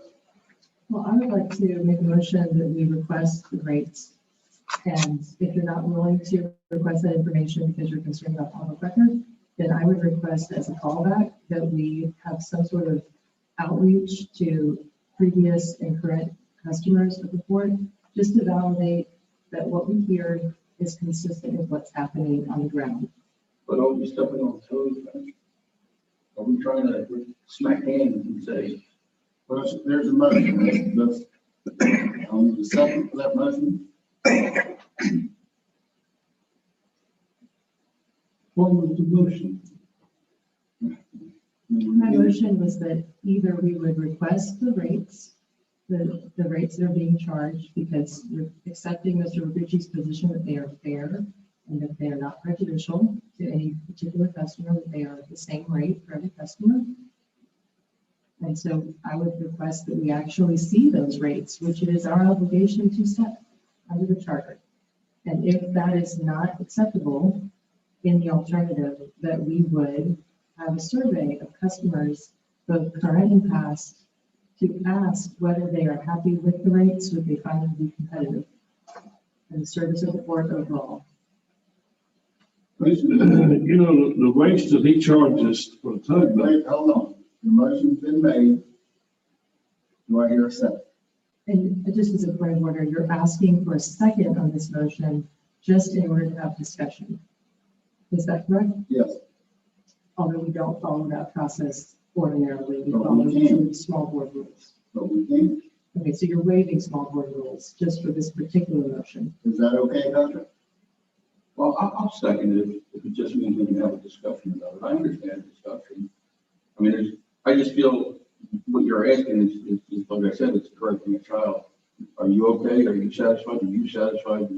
Everybody, you talk to 20 people who are happy every day, but if you go and try to bring it up, and everybody's going to find something to complain about. I deal with customer service all day long. But other ports have directors that represent them. So they have a governing body and they have a director that is an employee of them. We don't. Well, we're going to get there, but we can't attack the one we have now. But I'm not attacking him. I'm just trying to validate the information we're getting in the meantime. But you, see, I don't see it as a validation. I think it's, I just feel that that's not the right, again, I don't know, I don't think that's a validation. I think that's going after what they're doing or how they're trying to build customers so the port grows. I'm all for the port growing and for the port succeeding in multiple ways. Here. Yeah. I think just to be, and I don't know, could you, so the board annually approves the tariffs Yeah. for the board, right? You do approve the published tariff rate. I don't know if the tub should be or should not be included in that, or could you publish a tariff rate? As I understand, and as I've been told in the past, and this, has been history, the port operator then negotiates, those are published rates, just like a hotel room. Here are the published rates for that hotel room. The port operator then negotiates a specific contract with every customer based on that customer's requirements and mixes and matches. So if they need 2 tugs, if they need 1 tug, no tug, refrigerated containers, et cetera, et cetera, et cetera. And those rates are matched to meet the customer's requirements. So as I said, this could you easily solve this by publishing a rate for the tariff for the tug that's included in that tariff sheet. Again, that's the public rate. You make a very good point, Pierre. And again, we're conflating a couple of things because the tariff is the tariff. That should be a subject into and of itself, which is what the item actually was on the agenda. For instance, first of all, the only way we could pay off the tens of millions of dollars we've invested, and particularly we're still carrying $6.5 million of old bond debt and another almost $10 million of borrowed money on the bond issue to be able to have these capital local share outlays. Commissioner Hill, I'd be happy to explain to you the cost of this money and the tremendous debt burden that we still have to overcome. But we do everything we can to attract business. If we could give services for free, we do it. Now, here's a perfect example. Prior to us even coming here, Somers Isle, who's our oldest and most loyal and favorite customer, has a ship with bow and stern thrusters that did not require a tug under the decision of the pilots. It's not up to us whether a ship requires 1 tug or 2 or what size tug or no tug. We never forced Somers Isle to take a tug when we took over. And even when we have the Fernandina tug now in place, they don't work for Somers Isle. So we don't charge them anything because they have a unique ship. It's a small ship and the pilots deem it safe to dock and undock without a tug. Under your theory, we would be forcing Somers Isle to make an unhappy customer to pay us X number of dollars so that they have to use the tug. That would be counterintuitive to our whole attempt to succeed.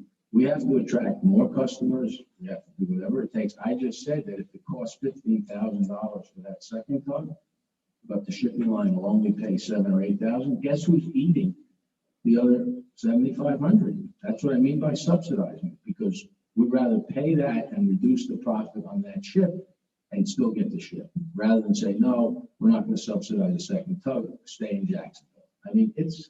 It's trench warfare out there. This is an extremely competitive business. We have very few tools as a very small port.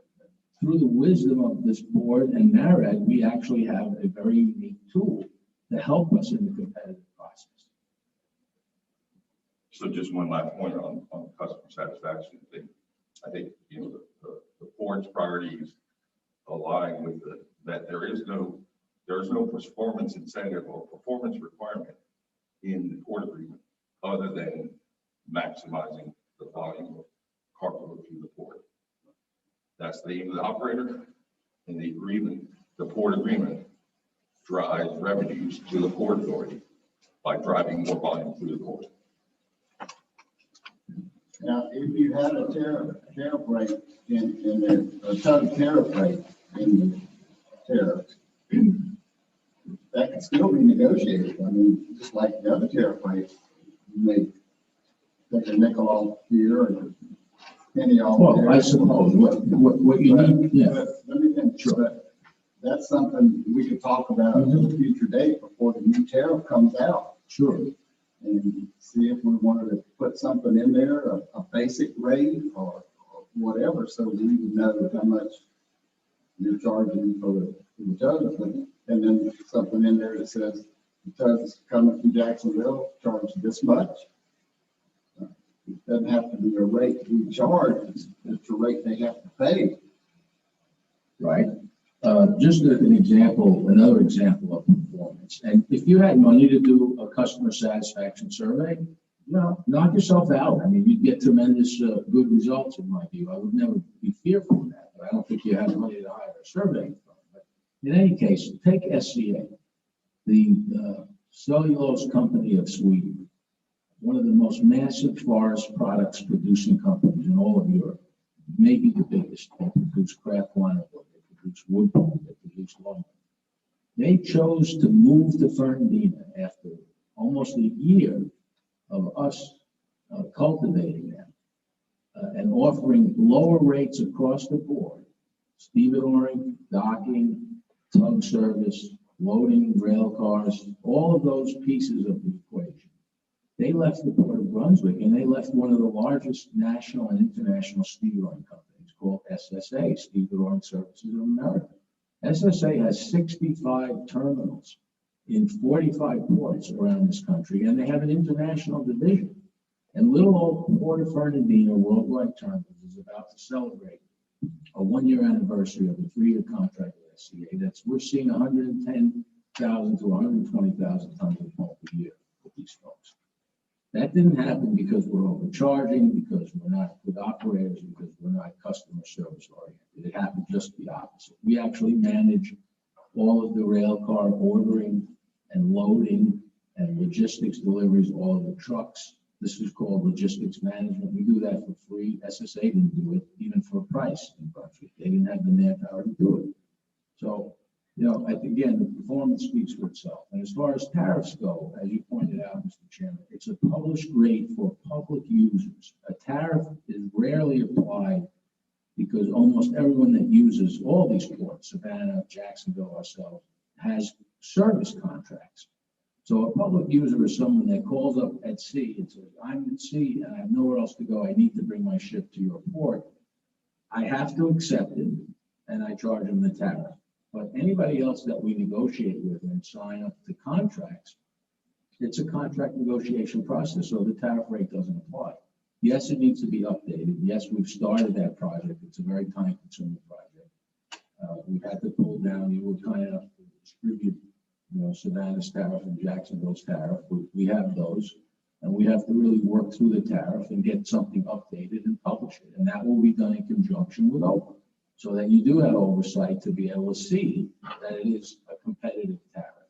It's got to go up, but it can only go up so much because we still want to remain competitive. Right. That's right. So again, we're really not arguing about anything. Okay, well, there's a motion on the floor. You know what it is. I'm not going to try to repeat that. And there's a second. All in favor of accepting the motion, say aye. Aye.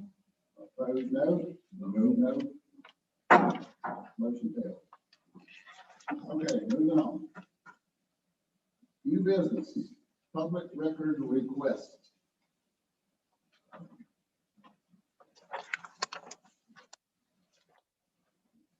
Who's up? I didn't put it on there.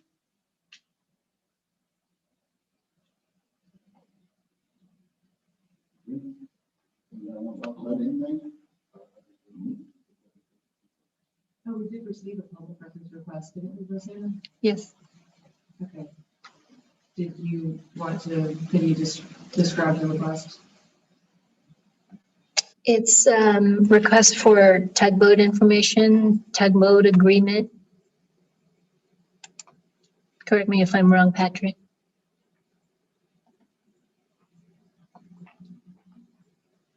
Have you seen that, Patrick? Yeah, we've received, And you're going to respond to that? we're reviewing, I'm not going to respond, we're gathering documents, so forwarded the list to Mr. Reducci. Right. So we are processing it. Okay. And then is Commissioner Ross's public records request still outstanding? Portions of it are, yes. So we've asked for those as well. We've provided what we have, and we've asked for the balance. If they're in possession of the court operator, we will be provided. And then what are we supposed to do beyond that?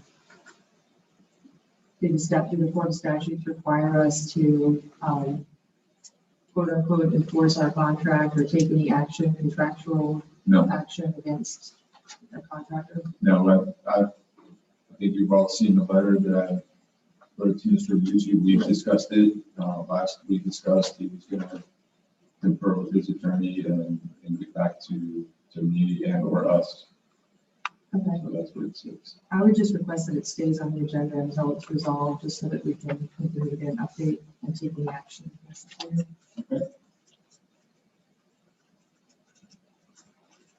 All right. Any other new business? Well, can't, so some business. All right, committee reports, port security, there were no issues. I talked to him today and no issues. Customs House, Commissioner Franklin, you got anything to add what we already talked about? No, I talked to Stephen Parrott the other day, and he's real pleased with the work that's going on and stuff. And looking good, and also his supervisor. Army Corps of Engineers, there's nothing to report there. And this is going on. Economic Development, Commissioner Cole, I know you got some information. Nothing that I can share at the moment, but things are in the process with the economic development in Nassau County. Is the Economic Development Board having a public meeting tomorrow at Crawford County? I don't know that it's a public meeting, but they are having a meeting tomorrow. Okay. Okay. Yeah, that's for one of the possible business people. Sherry? Sheriff, yes. I've been talking to Sherry and she's gonna do a packet to put out to potential customers. And she wants some input from us. And I have, and the only thing we can offer is our bond documents. I have the copy now of the overview of municipal bonds and how we issue those and how, what the terms are and the financing and all that. So I'm going to turn that over to her, give it to her and she can glean whatever information she wants out of that and put it in that packet. So maybe we can see some benefit out of that. So I've got 3 copies here. We can make more for y'all, for you guys if you need it. This is a Denver bond investment company that gave us this information, but it has to apply because it's just what we have to do in order to issue a bond. So. There was another opportunity that was forwarded to me regarding economic development under the 2021 Port Infrastructure Development Grant Program that was just announced at the federal level. And I think this is part of like the COVID relief package. And it's, let's see, it's up to $230 million in port infrastructure funding and maritime funding. And I was asked by folks at the chambers, as well as the chamber update, whether or not we would be applying and how much. And I thought, well, I don't even know anything about it. Yeah, and what we're entitled to, what infrastructure, whether we can, I'd be happy to answer your question. What's I'm working on it. Okay, how much At worldwide own expense, we hired a grant writing team. And I mentioned it to you, Chairman Forward and Vice Chairman Cole, that in June we'll be coming in with a request for OPA to authorize a filing for a grant under probably 2 of the 3 current federal programs that are out there. They're all hundreds of millions. One of them is over $1 billion. 2 of them we have to submit in July. So we'll come to you in June, we'll get on the agenda so we can discuss it. You have the Port Infrastructure Development Program, the IDP.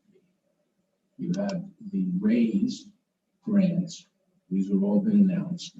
It was formerly known as the BUILD grants, which were formerly known under a previous administration as the TIGER grants. Every administration regrants. And then the third one is the Port Infra. I'm not sure which one you're referring to. This is the PID, which closes on July 30th. Right. So our plan is to apply for the same project, probably about $15 million. It's an 80% match. We'll probably apply to both PIDP and RAISE. with a professional grant team that we're covering the expenses on, because it's the only way you can write these. They're extremely competitive. There's thousands of submissions from around the country, not just ports, highways, mass transit, bridges, tunnels, you name it, dams. So we plan to bring that, thoroughly to the board in June and discuss it, but we have to get started on it. And we're probably going to mainly focus on an expansion of the warehouse projects, because the break bulk market right now is what's really hot. And it will be comprehensive design plan, build it will be consistent with some of the Florida grants we already have.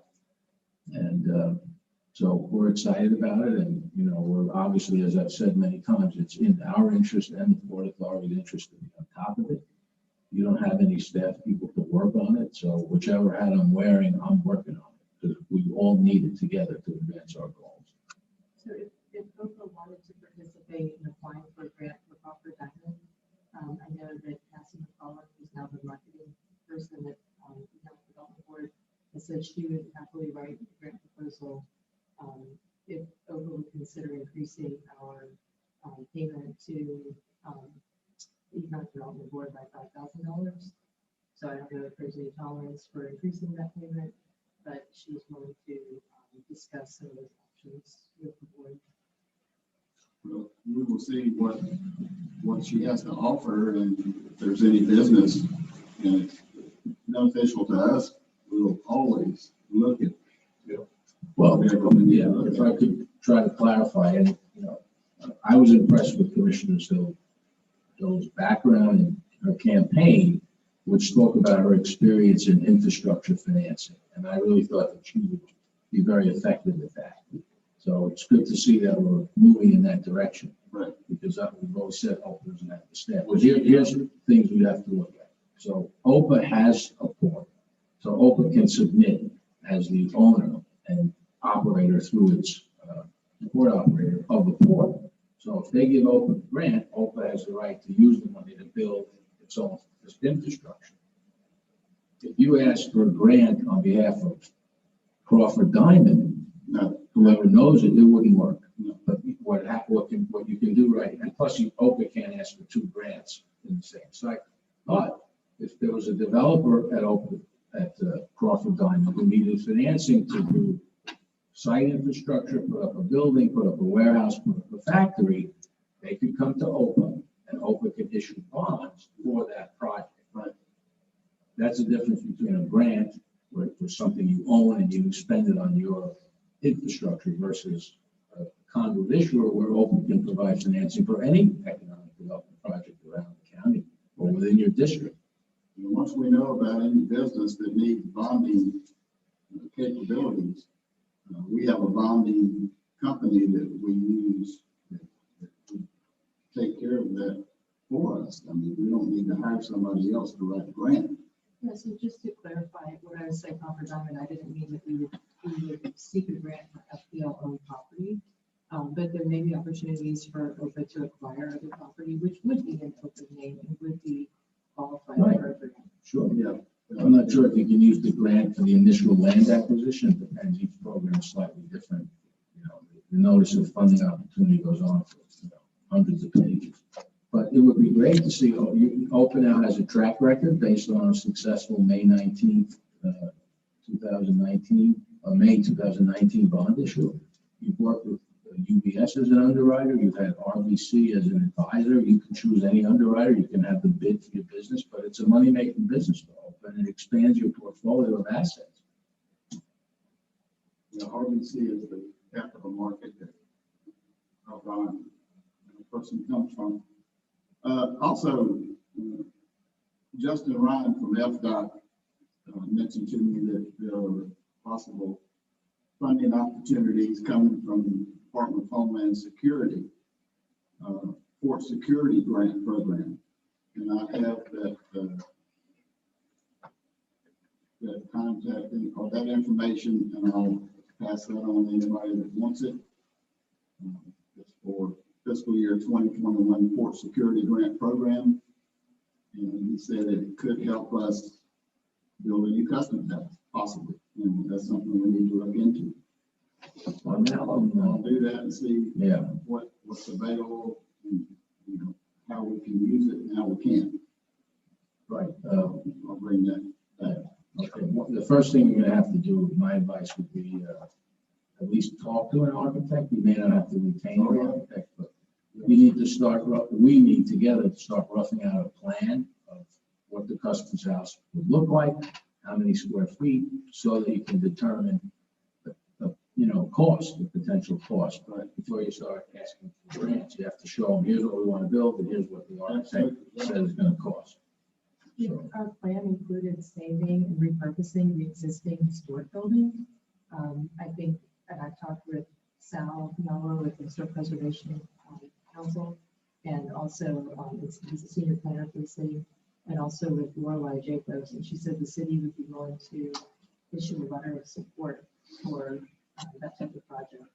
So I don't know, I know we've had a resolution that we passed where we said we would try to save the customer's house. Okay. Although the customers have to, there was a lot of issues they had with that, right? Would we be able to say that we want to repurpose it for the customers house? I don't think it's got square feet, it's got the. They need more square footage. And also, It would have to be expanded. it doesn't meet the statutory code. Under the federal code, it's very specific. It's They basically want a new building. They class made A that office pretty clear. space. Well, I wasn't applying. No, I know, Use so- the historic I'm hoping building it's for the maybe- customer's house, but yeah. we could repurpose it for something else. Oh, yeah. I know. Maybe even sell it to someone, so you move somewhere and use it as a restaurant. Yes. We not only have the property across the street, there's also another lot that we have closer to the Blue House. That's right next door to the Blue House that Oprah owns. And that could be a possible location for, a new customs house and office complex for Oprah. So that's something we're gonna consider and see where we can go with that. All right. Back to the economic development Yes, board, sir. I have discussed with the EDB on many occasions our bonding capabilities, and we've discussed those possibilities at Crawford Diamond. I have discussed with the city of Callahan, the bonding capabilities to assist with infrastructure at Crawford Diamond. I have talked with the county commissioner of District 5 just the other night, the meeting that we had here, and discuss with him our bonding capabilities and what we could possibly do to help the infrastructure of the west side of the county, i.e. the Thomas Creek flooding issue, highway paving and such. So we're actively pursuing some of these issues. Yeah, I told the Economic Development Board people that, we've given them quite a bit of money over the last 10 years, 10, 12 years. And we haven't really gotten any return from that. And we need some help with that. I know they're struggling trying to bring in new businesses, and a lot of those businesses just don't need any funding from anybody else. They've got their own internal funding. But they've got to help us out a little more than what they've been doing if we're going to continue to give them money to do that. So that's where we are with economic development. Anybody else on economic development? Okay.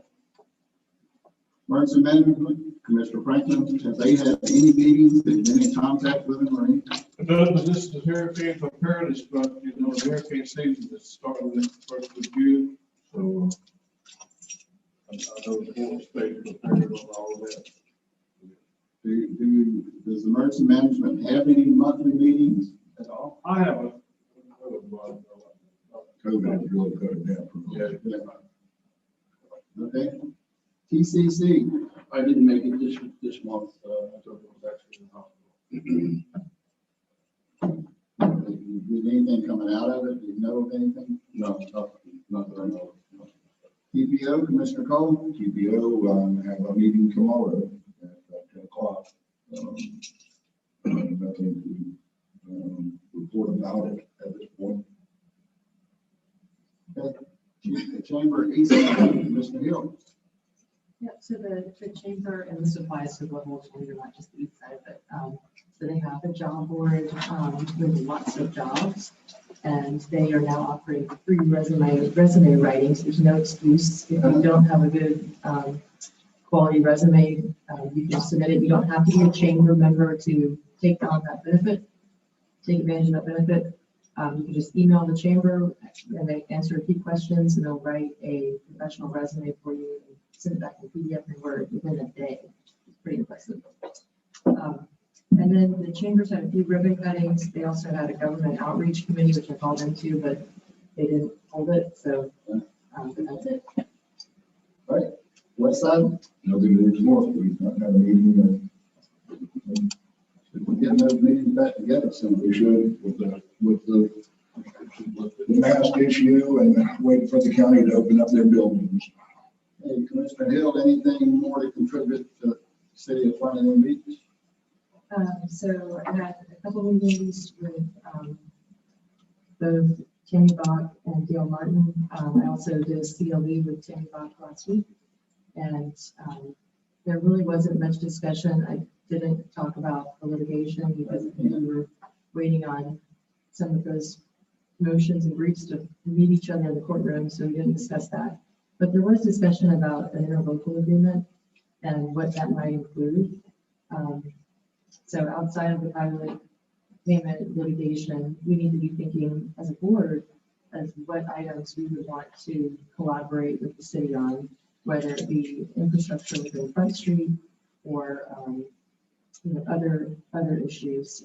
I did get an email from Commissioner Ross very late today or sometime this afternoon about the Front Street.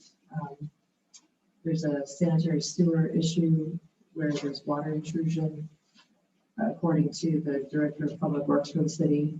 And so we might want to put that on our agenda for the next meeting so that we can have follow-up. I'm happy to meet with the Public Works Director, Danny, if you wanted to follow up on that. I know we talked about it.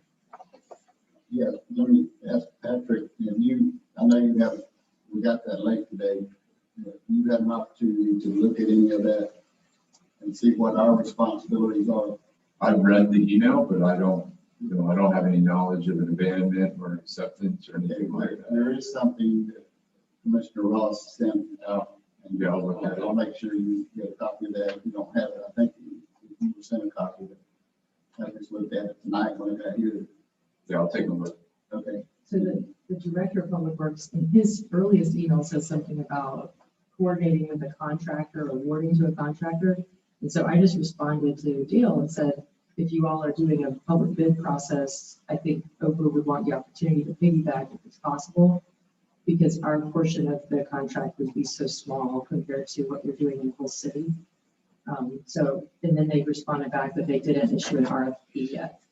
So I guess we'll get more. We don't even know if it's ours at this point. Right. Right.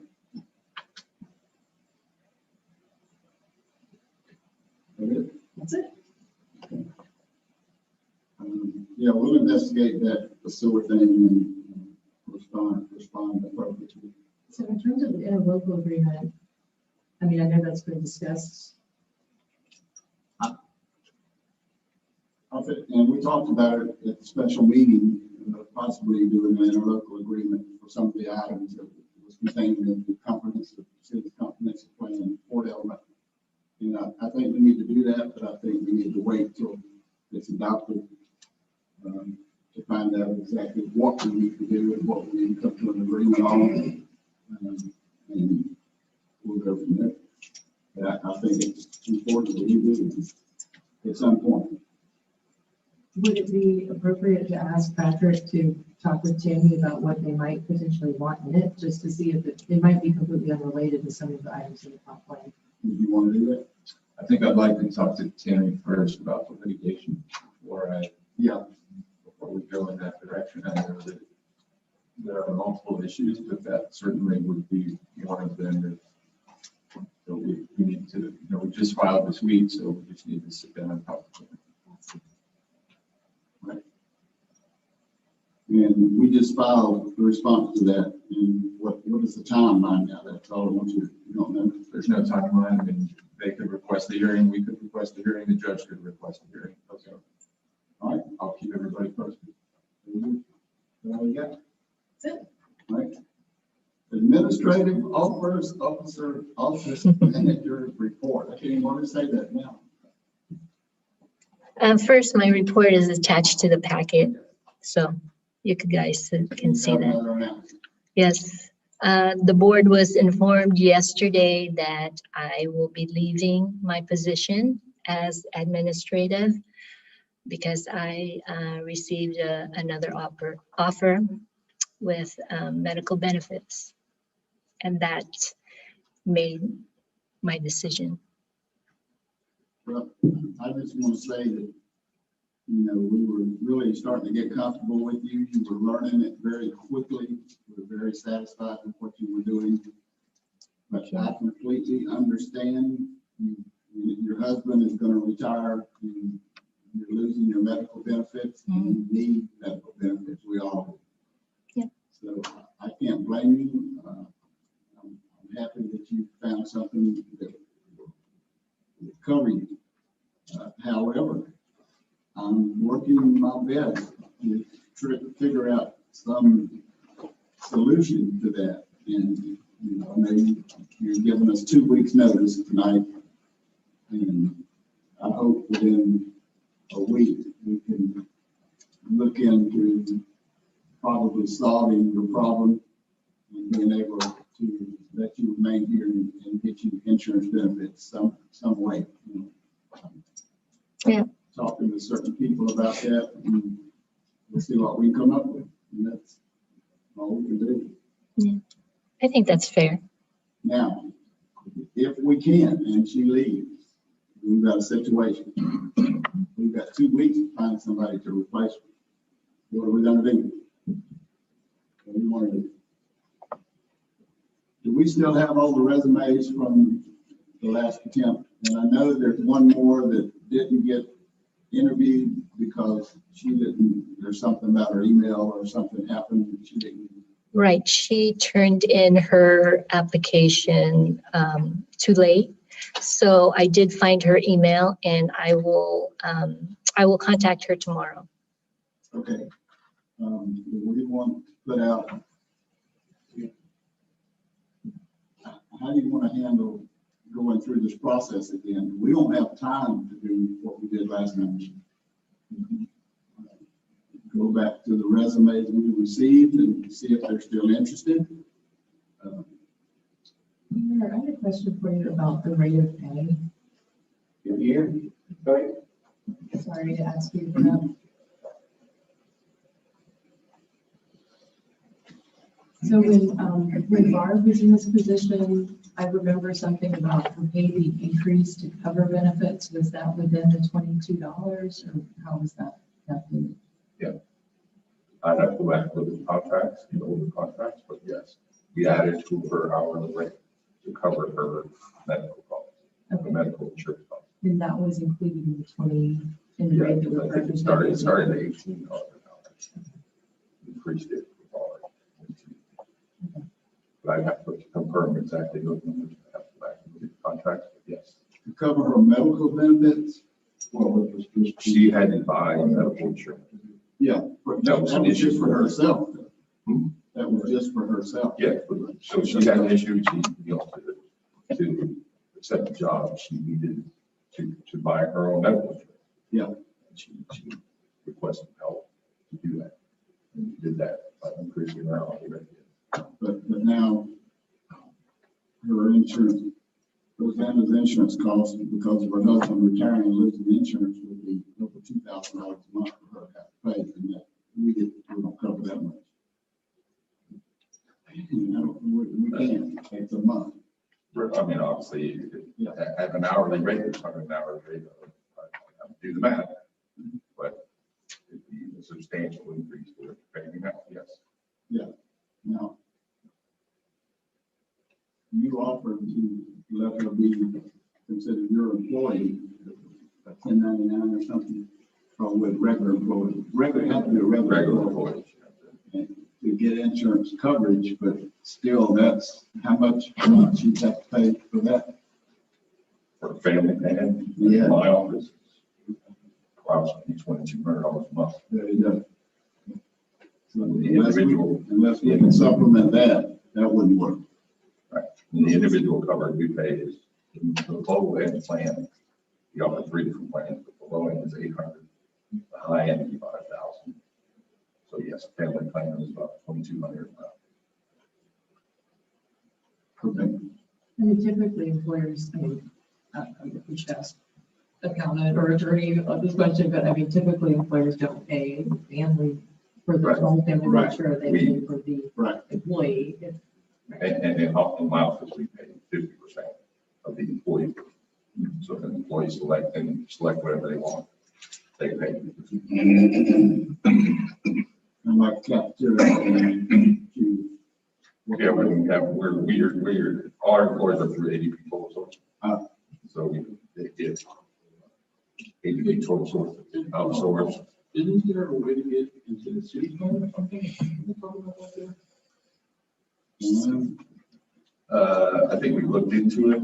I don't remember, So there's a governmental employee or something? I think that there was a question raised. I don't know if we ever got to a solution on that. Right. You know, could you join the city plan? I think the problem would be that, you have to offer to all commissioners, because you're all employees of the County Board, right? So so, and then you have to decide if you're gonna bear 50% of the cost of the plan, you have to bear for whoever wants to be in that plan. So you can't just have one employee only, right? Yeah. Because you're all employees of the Ocean County Board. We can certainly support that. I So we think have to offer to the court commissioners. as employees of the Ocean County Board, right? And if they decide to take it, you have to cover those costs. So you can't discriminate Percent that you cover for any employee. Yeah. Like the percentage. Can't discriminate. against any employee. Right. And you're employees of the board. I'm exploring what other option. I'm not going to talk about it tonight. Still haven't talked about it enough with them. See what we can come up with. Don't lose faith, but we've got to decide if we can't do it, what we're going to do. Welcome to the suggestion. We need to look at the resumes that we have. For one or two commissioners to look at them. We want to just put out something local and saying we need somebody and give a distinct timeline for them to reply. I think so. We have to. All right, we'll come up with something and get it out in whatever format we can. We should have a job description from the last time. Yeah. I have a question. You post that on the website, we can do that. Yeah, the city plan, back to offering it to all the court directors. Because it's tied into the city, is that plan a lot cheaper than, say, your company at $2,200 a month for a family? Maybe.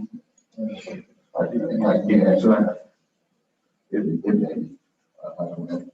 Okay. I mean, I'm assuming they're part of a governmental health plan. Right. And yes, the government procurement process, I'm certainly, when we buy a truck for mosquito control, they pay a lot less than you do as a consumer. That's what I'm saying, maybe it's something we should look into. I mean, not just, but we talk about this in the future, but keeping somebody here without insurance. Yeah, it is an issue. So is there a way we can find out what the costs are with the city plan? Start with the city manager or. Reach out to them, is that what we would do? Yeah, somebody, I'm assuming Like, they have an HR department. does the state offer anything to courts generally? I mean, I know we're a special district, we're not a municipality, but. Investigate that. I mean, obviously there's a state health plan, the governmental, just like the FRS. We looked at participating in FRS, which is the retirement system for the state of Florida. And I mean, that's an option. You can do that. So I think it was always the cost of and where the money would come from to fund that. So, But I don't know that there's a specific port one, but there's the state of Florida, sure, I mean, as employees of a government district in Florida. So would there be anybody in particular I could reach out to look into it? I mean, I'll make phone calls, I'm just, I don't know who's in charge in the city, so I would start with the city manager. So if there They would was, know about the closure plan. if there was what's it a, called? Closure for the retirement system. Yeah, that's why. That's what I- if that was available to us, if we all participated, would the rest of the board be willing to take a portion of their own salary to contribute to their own? Well, that's what I'm saying, if there's some amendments we can do, some things we can do that would assist us to have insurance for. That's what I'm thinking, if there's a way, I mean, if it's a government plan, there's got to be some discounts to the majority. I'll go back and look at my notes, I mean, probably 10 years ago, maybe longer than that. We looked at joining FRS and other things like insurance and things. I'd have to go back and look, I don't remember. Okay, no, it just, I mean, again, I understand our time crunch and we might not be able to get it set up right now, but it's something we can maybe actually put some lines to it. Yeah. And set something up so we're covered. I would think, yeah, approaching the city manager and seeing what plan they use. Okay. All right. Okay. So the chamber has a job board, we are members, so we could post on the chamber's job board. All right, what deadline do we want to set, and then how we're gonna do the interview process? Are you gonna have someone talk to the people, or we gonna do it ourselves? How you gonna do that? We don't have a lot of time, remember?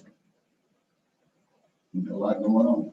Are there any temp agencies we could use for temporary work? Training.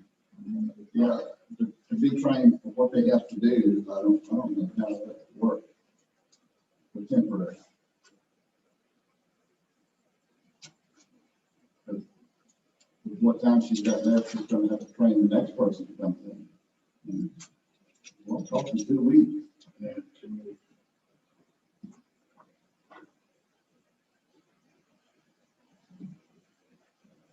There's a lot of cricket right now, so somebody help me out here. How you gonna do it? Why don't we call Miss Joanne Casey to see if she would be interested in coming in and working for All right, why don't you wanna do that? her? Yeah. Okay, you do that. You know, for, At least part-time, temporary, if she wanted to, if she could, because she knows what's going on, she's very good. I talked to Barb today about it, and she's leaving in June, and she's gonna be gone until mid-July, so she wouldn't be able to help us out.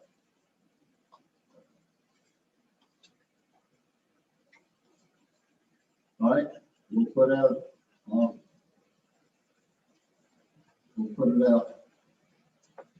You want to do that, Commissioner Peel, with the county? With the chamber of commerce? Yeah. With the island chamber? I mean, I could just take the same posting she's going to put out. Yeah. Okay, yep. I'll reach out to you. I'll forward that to you. Let's look at some dates here when we have. Who do you want to be the point of contact? Do you want that to be me or Patrick? Not Patrick, no, Patrick, maybe enough. Yeah, you can do that if you want to look at them. I'd like to know, I'd like to look at all of them, but as far as talking to them, get the information we need from them. Yeah, let's make you contact me, you can get that information, and we'll decide whether we want to get together and meet and look over them. So, but our next meeting, I don't know how to get that to you outside of a meeting. We'll send it to Roseanne. And then I'll forward it to Chairman Foley. Is that, Is that kosher? As long as you don't make any decisions outside of a meeting, Right. so any information you gather has to be shared with everybody.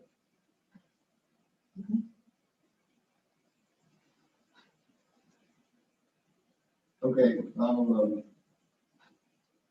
we'll see what we come up with, and I'll figure out some meetings, whether we need to, everybody interview.